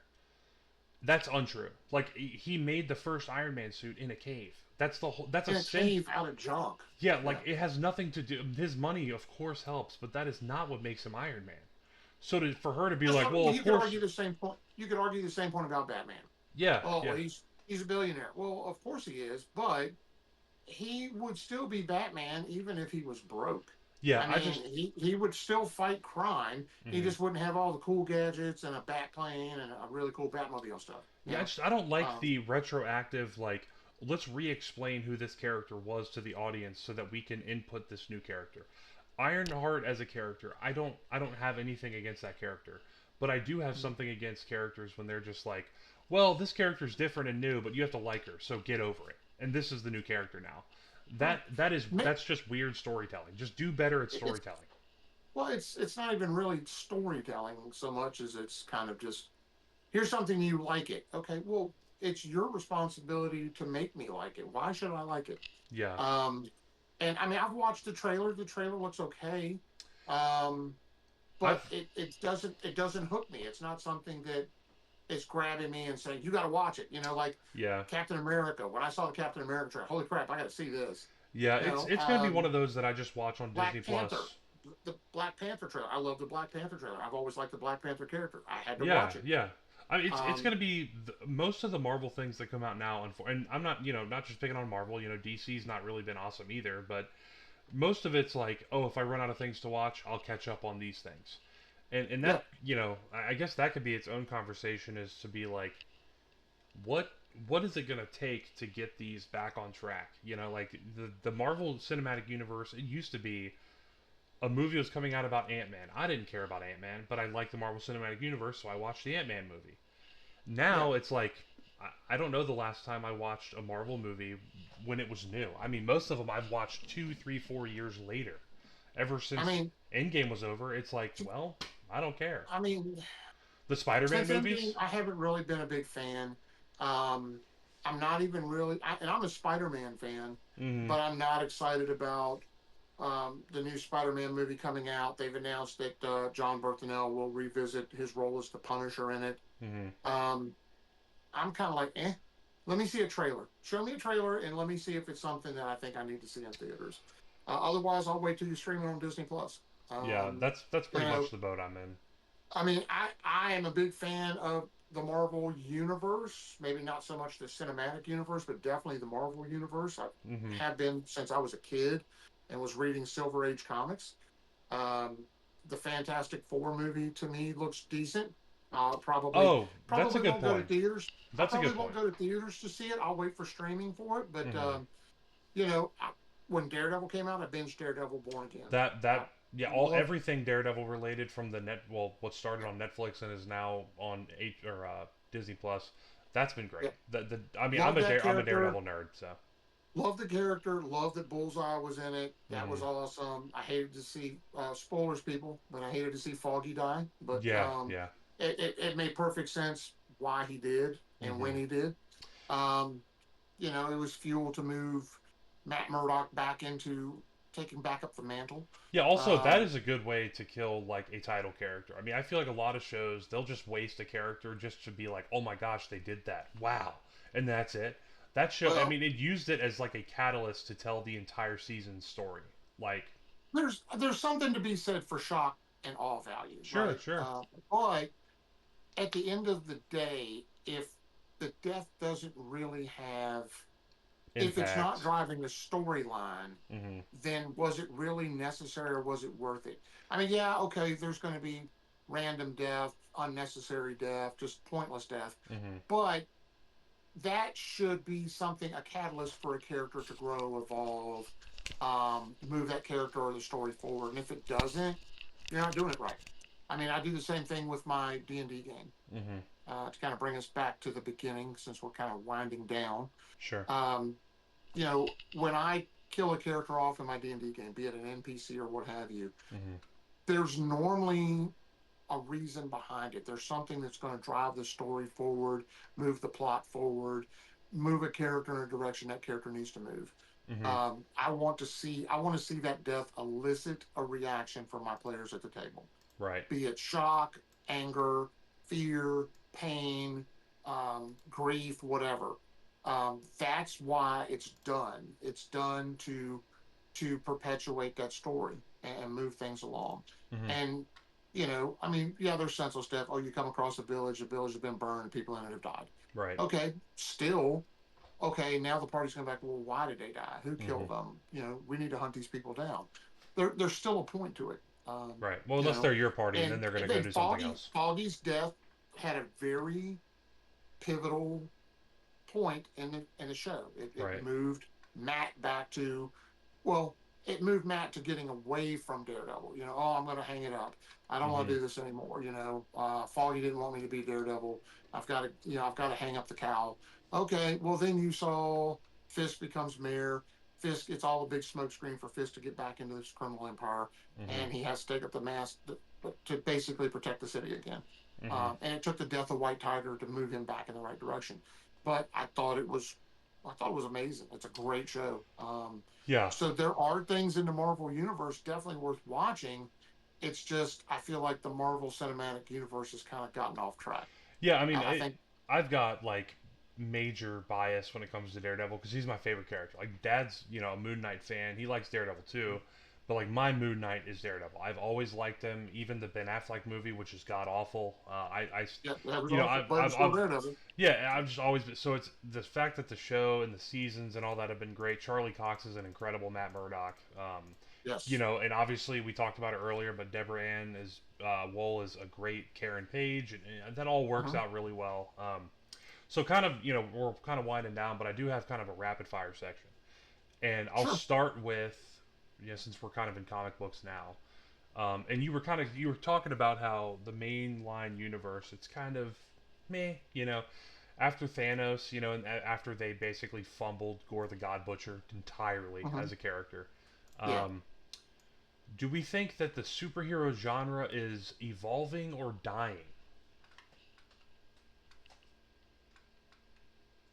I want to say it's a little of both, honestly. Mm-hmm. I feel like the Marvel Cinematic Universe is kind of drying up. Mm-hmm. I don't think that means that the characters themselves are dying. I think it's just kind of a passing of the torch. Mm-hmm. Chris Evans says he doesn't want to be Captain America anymore. Mm-hmm. So they've passed it along to Sam Wilson to be Captain America. I mean, it's an okay storyline, but to me, it's not the same as Steve Rogers being Captain America. Of course, yeah. I would have liked to have seen Bucky be Captain America. He was Captain America in the comic books, Right. and I thought he did a good job. But again, the whole point is all of them are successors to the mantle, and none of them feel like they live up Mm-hmm. to the legend. Yeah, right. Yeah, yeah. And I think you have the same problem with all of these characters. You've set up the Marvel Cinematic Universe to revolve around Thor, Captain America, Mm-hmm. the Avengers for the most Right. part, and now Robert Downey Jr.'s Iron Man is dead. Mm-hmm. Wait, he's going to come back as Doctor Doom now. Okay, I mean, That obviously that will that will they threw probably enough money at Robert Downey Jr. to bring him back. I'm going yeah. to reserve my opinion until I see a trailer. I will say his Uh, deal to come back. I don't know all of it, but I do know it's like nine. It's nine figures. oh, It's he got, and I know this. I think a lot of people do. He got Disney gave him his own private jet and security for his entire oh yeah, lifetime and his kid's lifetime. I mean, he came back for the biggest bag of all time, and yeah, you big know old what? bag of money, Good and for that's good fine. for him, man. Good for him. That's what he's there for. Whatever. If the mouse wants to pay him for it, more power to him. Yeah, Is that it going to make it a good movie? We'll see. Well, the only way it But works, right, is that he is an Iron Man from an alternate universe, right? Like that's I mean, right. how else does it work? That he's got to be one Well, from an and alternate universe, and that yeah, he'll he's be an alternate and he universe. becomes Doom. That's it. Yep. It's the And only way. that's fine. But to answer the second part of your question, do I think that they're that the characters, these superheroes are thriving? I think Marvel needs to stick with what works. Hmm. And what's working for them right now are shows like Daredevil Born Again. Yep. I think they're talking about bringing back John Berthenol. Obviously, he's in the last couple of episodes of Hmm. Daredevil Born Again, and they're going to bring that show back. I think they should. I think it. Mm-hmm. I thought that The Punisher was a great show, and I think it would do well on Disney Plus. Yeah. Um, you know, I'd like to see some of the other characters come back. Iron Fist. The show wasn't spectacular, but he was good in the Defenders. Sure. Yeah. He was good in his team up episode with Luke Cage. Mm-hmm. Luke Cage standalone wasn't that great, but I mean it Eh. had its moments. Yeah. Um, Yeah. I'd like to see them do more in the smaller space on streaming Mm-hmm. and kind of get away from the cinematic universe. Well. Use the cinematic universe for big overarching stories. Sure. The Fantastic Four, Doom, Mm-hmm. things like that. But people want to see everyday characters taking Mm-hmm. care of everyday people. Spider-Man, Mm-hmm. Daredevil, The Punisher, Luke Cage, people like that are in the streets fighting for the common man. They're not out there saving the universe every day. Yeah. You save that for the Avengers. Save that Yeah. I for the mean, Fantastic Four. I Save that for Galaxy, Guardians of the Galaxy. I completely So agree. I mean, I think they need to basically do a priority reset and like, what's worked in the past 5 years for not only just Marvel but DC too, right? Like the best things DC has done, in my opinion, was the first Joker movie. The first yeah, Joker movie with Joaquin Phoenix. That movie was very low stakes. Low. I mean, he killed a talk show host and a couple comedians, and that was it. But it wasn't about. I mean, it wasn't about that. It was about this. It was about his story and how dark it was and how society had changed him. And in my opinion, like that your friendly neighborhood such and such, right, is kind of the scale that we need. We need good storytelling in a smaller scale because it's just more relatable for people. Um, right, you right. can say, yeah, I don't love Robert Pattinson's Batman. I don't love his Bruce Wayne. However, that movie by Matt Reeves was a really good Batman movie. It It's a wasn't good movie. it wasn't And about him saving the speaking of Matt universe. Reeves, supposedly Matt Reeves has, after 3 years, finally completed the script for Batman Yeah, 2. We'll see. and like again, that movie, this where the stakes, oh, he's gonna blow up the entire Eastern Seaboard unless I no, but it made you care about the characters. I mean, it's so hard when Yeah, they're just. I think a lot of what Marvel's doing, and even what DC tried to do with their Justice League series, was like they're trying to recapture lightning in a bottle. Marvel had when yeah, they released Iron Man, and then they hinted at the Avengers initiative at the end of it. They right. had all of this material from the comic books just waiting for them to do it. Well, now Yeah, they fired every missile in the silo now, and now it's like, okay, well, what should our next mega villain be? Well, they tried to do Kang, that fizzled out, and they tried to yep, do, when Thor was like, oh, the next Thor's gonna have Gore the God Butcher. I thought to myself, oh my god, like who's gonna replace Thanos as this mega enemy? Gore's up there, man. Like if we're yeah, talking about the comic books, Gore's up there. And then like the new Venom movie, The Last Dance. To be honest, for being not part of the main universe and being the last Venom movie under the Sony banner, I guess, or whoever owned him, hmm right. um, Null was the main enemy in that. And Yeah, what I liked about that, he fought all the symbiotes that were sent after him. Null was just this puppet master in behind the scenes, and he looks just like he does in the King in Black storyline. right. They didn't change him. He looks like Null. He didn't. Venom didn't beat him. I was gonna be like, oh my god, Null's gonna come in and somehow Eddie Brock's gonna beat him, which is just completely out. Like, there's no way.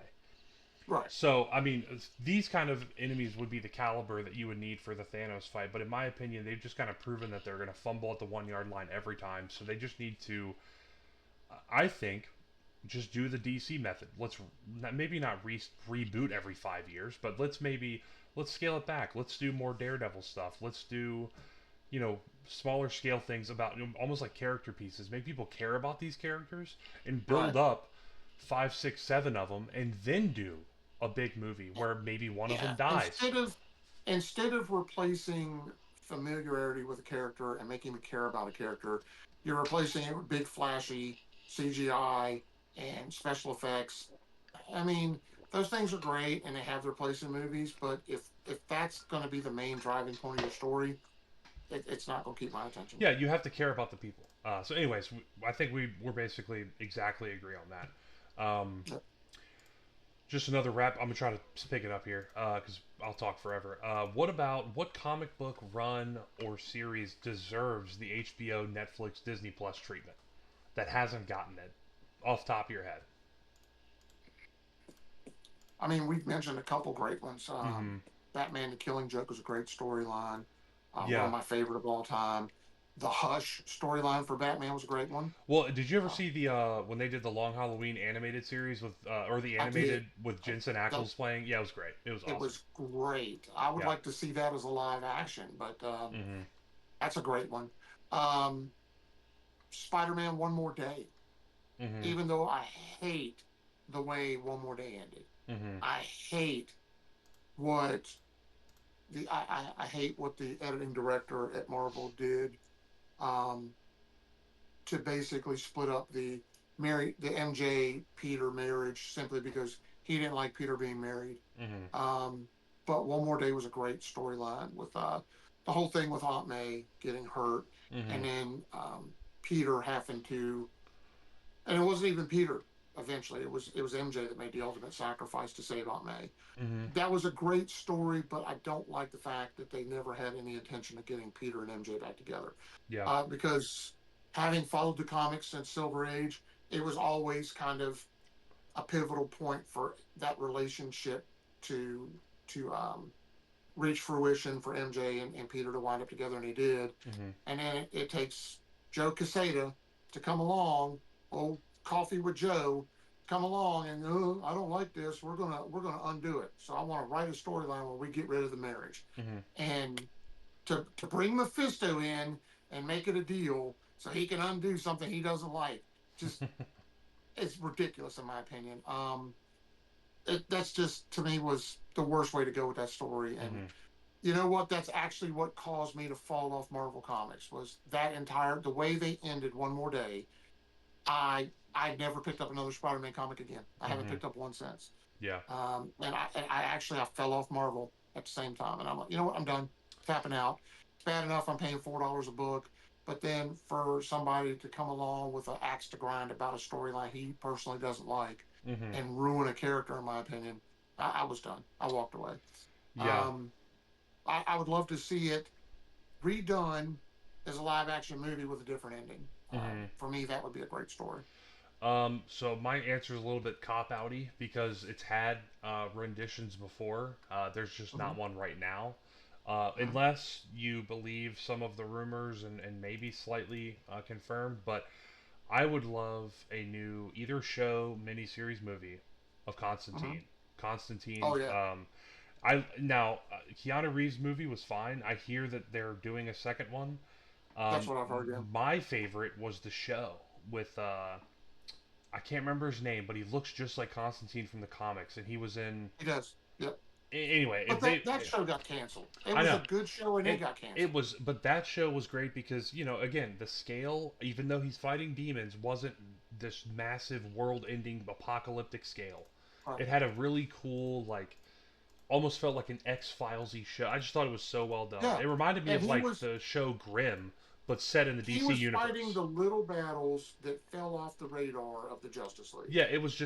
I loved that show, and if they could do something with that actor, and again, I wish I remember his Or name. or if they could do a Justice League Dark show.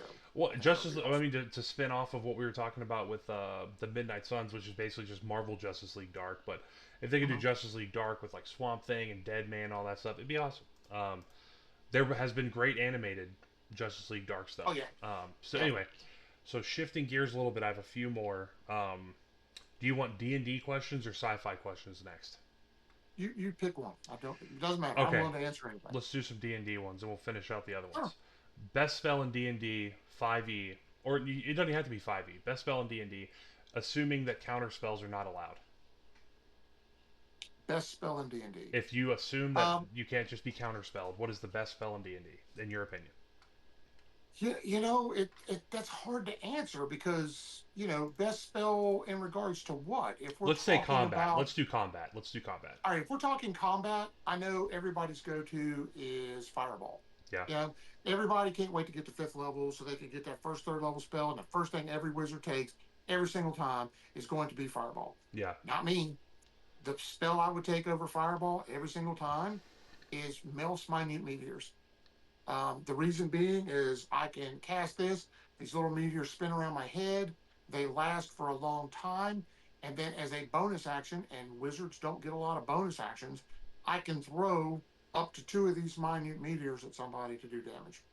and they do basically miniature fireball damage. I think that's a great combat spell.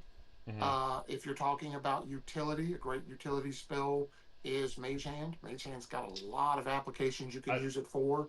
Um, and then if we're talking about just another great utility spell is Phantasmal Steed. hmm. Uh, you know, that to me, I use it a lot. I also use, if I play a wizard, I use things like Invisible Servant and things Hmm. like that. Just, I believe wizards have a lot of utility capability that most people don't see because when they think wizard, they think combat. When they think combat, they think fireball and lightning Hmm. bolt and magic missile. And those spells have their place, Hmm. but there's a lot more utility you can bring to the table to add a lot of flavor to your game and a lot of fun. Yeah, I was gonna. I mean, I think you hit on a couple of the. Again, you have a lot more in-depth knowledge of D&D than I do, but I was gonna hit on when I play a mage in anything. I try to not use the conventional mage stuff. Mm-hmm. And the most in-depth knowledge I have is in Baldur's Gate 3, which is D&D 5e rules. Right. Um, I played a halfling sorcerer, Mm-hmm. and he was kind of a dickhead. And I did a lot of content I probably shouldn't have been able to do Right. with a lot of conjuration and illusion magic. Right. Um, I wish I could remember the name, and I mean spoilers, I guess, but not really because I couldn't tell you anything. I don't know their names anymore. I haven't played in like a year and a half. Right. But there's a character in the game called Shadowheart, and she is a paladin with what seems to be a dark past. And Right. as you do her companion quest line, which is completely optional, you go into this like really gnarly castle, and it like a lot of the enemies are super tough, and there's this like undead looking warlock character that is acting as the antagonist in this Mhm. section of the game. And basically, the game, I remember, well, I'll get into that in a second. The game will basically tell you, like, do not fight this person. You are under leveled. He is going to mess you up every time. There's nothing you can do. Right. And of course, for me, I'm like, bullshit. I'm going to do it. Challenge And accepted. yeah, so I go in there, and I think, our friends Morgan and Nathan were with me playing whatever characters they were playing. And I don't have a lot of offensive spells, but I have a lot of just uh, I can shape the environment and make illusions and do just. I was kind of like a mage. I was almost like uh, a bad excuse for a mage, but that's the kind of character I wanted to play. Right. And we get down to this dungeon. We go into this almost like this other plane that this warlock has projected in this basement level of this castle. And I remember walking down these floating stairs onto this spire floating in the middle of like this void plane. And Mm-hmm. I mean, you could tell we were so far in over our head, we couldn't even see the surface anymore. And we were walking in the game. The way the game works is it's in real time. You can run around and interact with the environment and talk to people. But when you get into combat, it's a lot like Dungeons and Dragons, where it becomes turn based. Right. And my character was a halfling with the background of a thief, but I was a mage, so my initiative was pretty good. So I go first, and what I do is shove Nathan into combat. So the combat phase starts. However, Right. I'm not in combat. So I get to run around still and do stuff while they're in turn based Okay. combat. And they are getting spit roasted by this guy. And I run behind him and I cast an illusion of me in front of him, which makes this Omega Warlock enter combat with my illusion, and he goes to attack me and falls off the cliff and dies. And we win. And that is the kind of mage I like. The mage that is.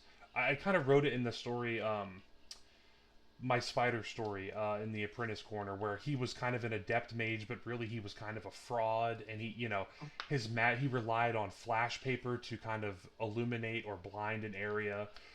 So I like that side of magic where it's more utility based and maybe kind of prop magician, almost like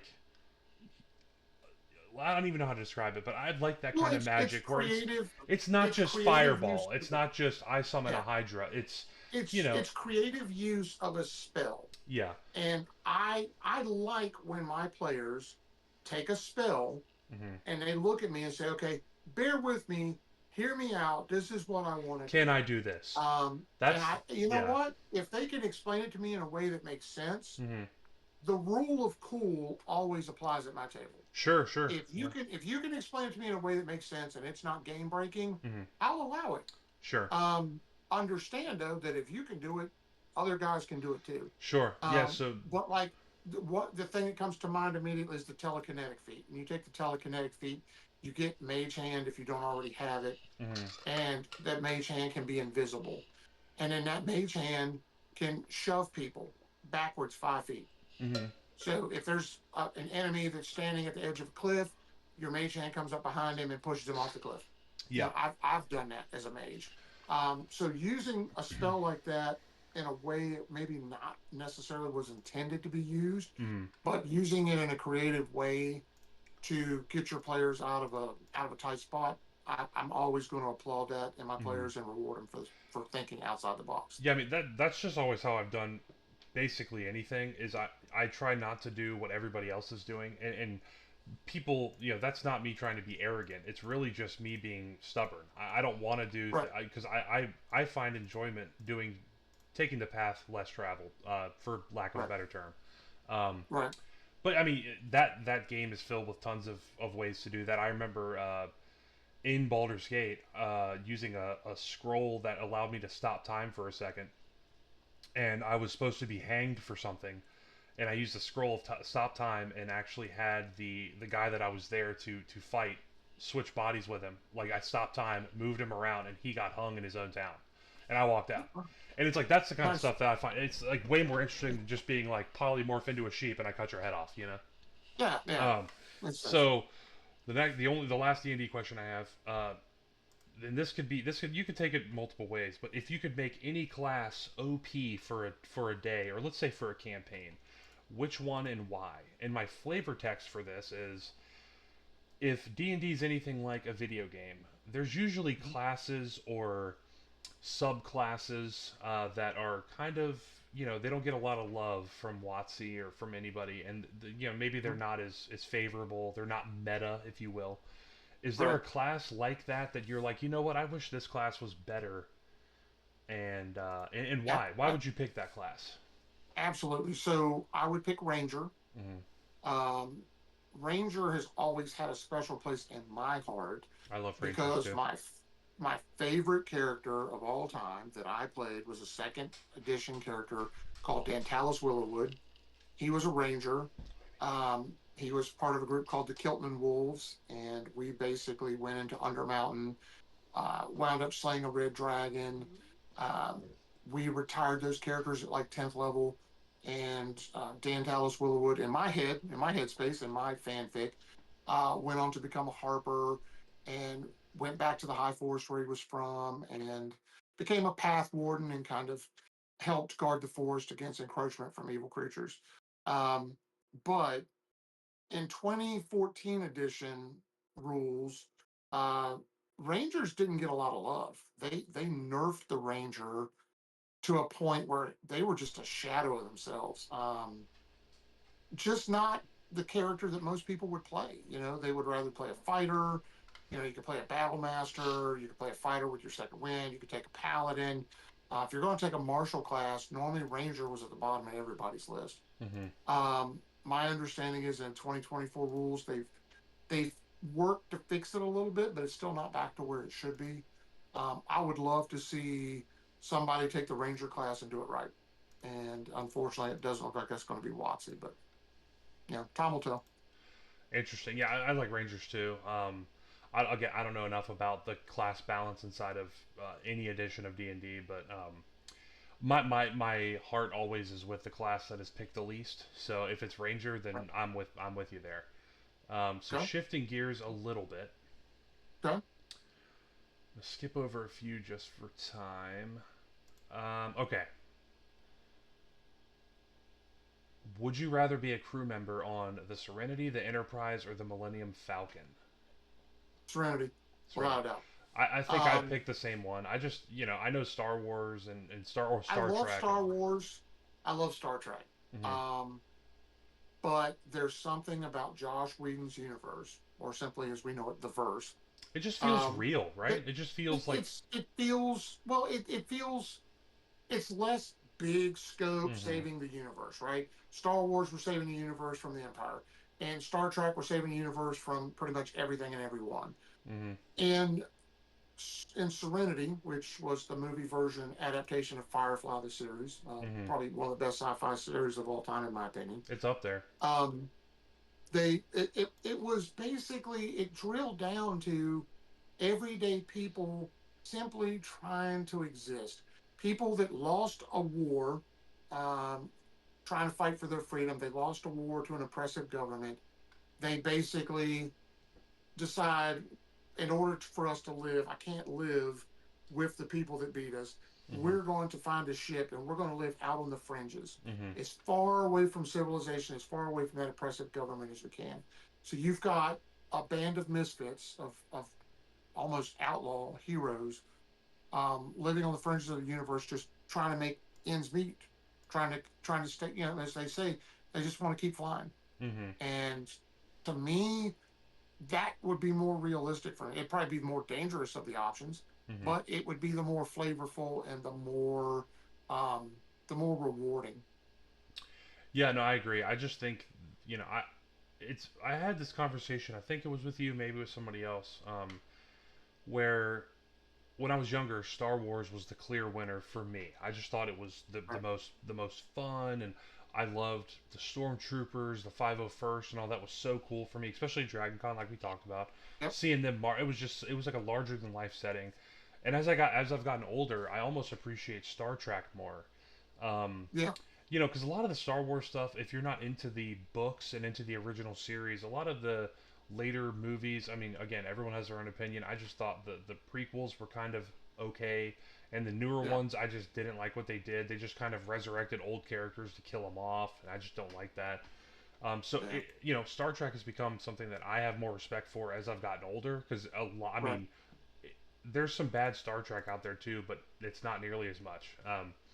But I think I'd have to say Serenity because, just being a part of that ship, it feels there's some awesome camaraderie in Star Trek too, and of course Han and Chewbacca on the Millennium Falcon. But Serenity just feels like if you did fast forward time to that whatever year that is, Hmm. it feels believable, and it feels like I could actually be that guy. I could do that. Right. I'm not Luke Skywalker, man. I'm not a space wizard, okay? And I don't have all Yeah. these other powers, but you could be somebody that has known loss. You've lost a war, you've lost something that you fought for, and now you feel like you don't belong, and you're just kind of that's a life that people can relate to right now.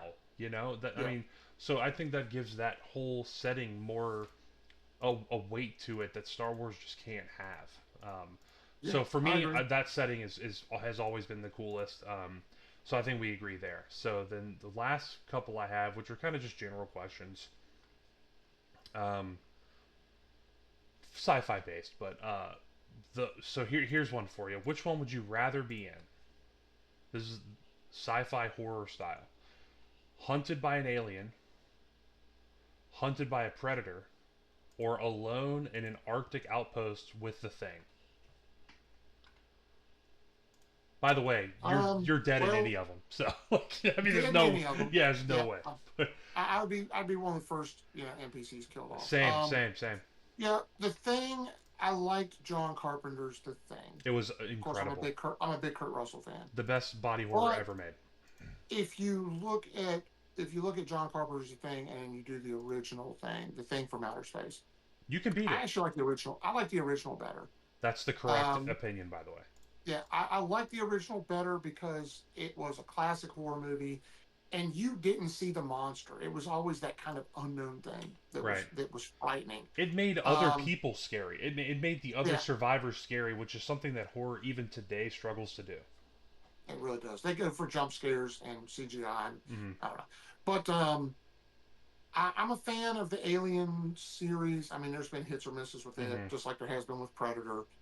Um, I, but honestly, I would rather probably be hunted by the Predator, Mm-hmm. simply because the aliens are just they're too fast, they're too quick. There's too Mm-hmm. many of them.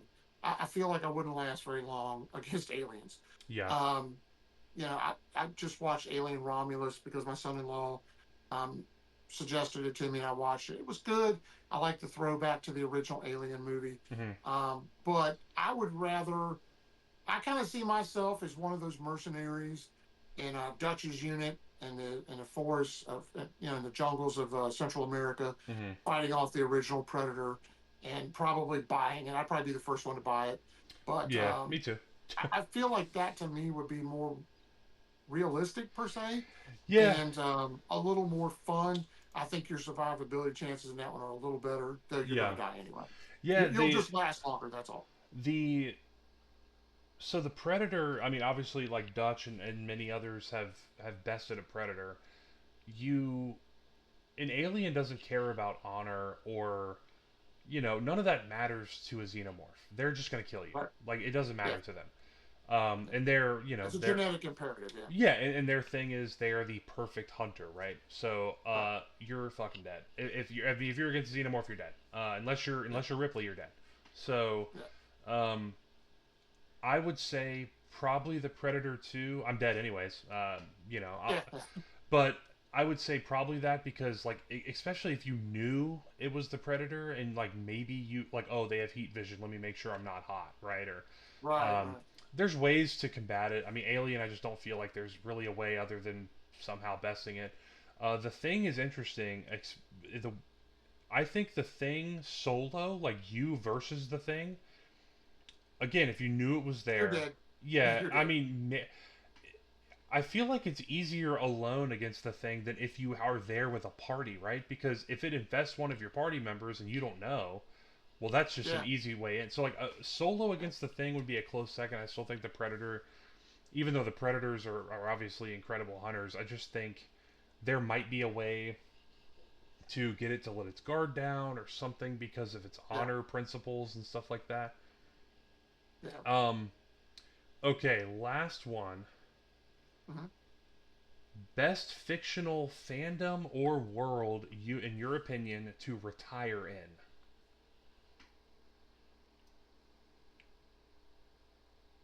I've given it some thought. I've even mentioned this to my wife on a couple of occasions. People always ask, "What's the afterlife like?" Mm. Um, or if you could retire in any setting, where would it be? I'd have to say Faerun, the Forgotten Realms. Um, I knew you were going to say that. I knew yeah, it. you knew I was going to say it. I knew. Anybody knows me knows I'm going to say it. Yeah. Um, because of the fact that uh, Ed Greenwood did such a great job of breathing life into that, making believable, living characters, Mm. interesting settings, a very diverse world. Um, just to me, it would be a great world to explore and to see the sites, like to see the ruins of Mithranor, to see Calimport, to see Waterdeep, the City of Splendors, um, to explore the Underdark, um, go into the halls of Undermountain and try to find your glory and your treasure. To me, that would be where I'd want to retire and or spend the afterlife. Hmm. Yeah, that's a good one. I mean, it is one of those things where the setting has just been so fleshed out, and obviously you're well versed in kind of what's going on in the setting, so it almost feels like a second home. If you were to be able to just teleport there, Yeah, even for me, like as I do research for my stories I'm working on and stuff, it's like I've discovered stories and places that I must have read about when I was a kid, and it's almost like reconnecting with something I forgot I knew. Like Neverwinter was a city that I knew the name, didn't know much about it, and started looking into that, and Baldur's Gate, obviously, and Candlekeep, and all these places that again, it's like, oh, I remember that place, even though I've never been there. So there's that's just a so much lore flying around out there. yeah, And if you go to Forgotten Realms wiki, mm-hmm, you can easily go down rabbit holes for hours yeah, because there's so many links. You read an article on Undermount. Oh, now here's a link to Hallister. Oh, here's a link to Skullport. Here's mm-hmm, a link to the Netherese Wizards. There's just so many branches, so many tunnels, so many things to explore. mm-hmm. You could spend a lifetime and never know everything. And So that to me makes it feel like a living, breathing world right. because it's a huge open world. There's so much out there. Yeah, I my answer's similar. It, just because I know more about it, But basically all the same reasons you said. It would be Middle Earth for me, Okay. but preferably not during the Third Age or the First Age. But I guess Right. but during one of the peaceful ages. But the Right. easy cop out, of course, is like I want to retire on Amon, right? The land of the Valar Yeah. in the far east or the far west, sorry, Far where West. Yeah. Frodo and everybody goes, and it's Mhm. basically the heaven of Middle Earth. That's Yeah. kind of an easy one. Just because I mean I love Middle Earth and I love that whole setting. So I just think I've thought about it. And it's like yeah, I mean I maybe mean, in the Shire or like maybe in one of the Dwarven halls. Yeah, that would be just kind of to be awesome. honest with you, I can totally buy into that. That would be my second choice. Is Mm, I'm a big Tolkien fan. I love Middle Earth. I love the Silmarillion. I love the lore. I've hmm. picked up the One Ring RPG just based off my love of Tolkien, Yeah. and it looks like it's a very fun RPG to play. I haven't had a chance to play it yet, but would love to. But yeah, I mean, there's a lot of lore and a lot of things there that you could explore. Especially before Balerion sank into the waves. It was a much larger place to explore. Oh yeah, yeah, But yeah, there's lost dwarven homes. There's wonders to see, things to see. yeah. Yeah, that would be an interesting place Yeah, too. I mean, if you follow the lore going into the fourth, fifth, and sixth ages, Belurand gets brought back out of the ocean or something. I don't know as much about the lore later in the Hmm. timeline after the war against Sauron, just because that's basically where the story for the most part ends. Yeah. But yeah, I've read before where I think that land comes up or it's somehow revived or something. But either way, that's a pretty good one. Hmm. And I think that's all I really had tonight. I mean, we could go on forever, like I said, but we're just for those that stumble on this, we're kind of going to try to shoot for one of these a month ish. Our Yeah. schedules are up in the air. Dad's all over the place, and I've got a little one, and I'm working all the time. So we're going to try to do normal Mazecast episode every other week, and then maybe one of these once a month sprinkled in, just to kind of talk about things, catch up, things that we don't have time for in the Mazecast, and that we talk about but want to share. So I think that's everything we've got. Dad, you have anything Yeah. else? No, that's it. I mean, we're at like the 2 hour mark. Hopefully, people will stick around and watch the whole Yeah, thing. yeah. If you've stuck around this long, we really appreciate you. Mm-hmm. We thank you for joining us. We hope that you will smash that like button. If you're not already a subscriber, please subscribe. It really helps the channel. Comment below. Let us know what you think of the things we've talked about. Let us know what kind of things you'd like us to talk about in the future.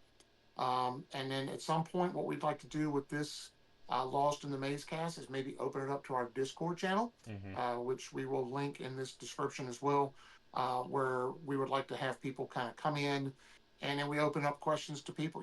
Ask us questions. We can ask you questions, kind of chat back and forth, Mm-hmm. get some engagement and some involvement. I mean, that's what we're doing this for, is for the community. Yep. Love of the community, love of the games, love of the worlds, love of nerdom and geekdom and just general. But Yep. that's all I've got. All right, So. everybody. Well, we'll see y'all soon, and thanks for hanging in there. And have a good Sunday. Take care. Yep. Bye. Thank you guys. We'll appreciate you, and we'll see you next time in the maze.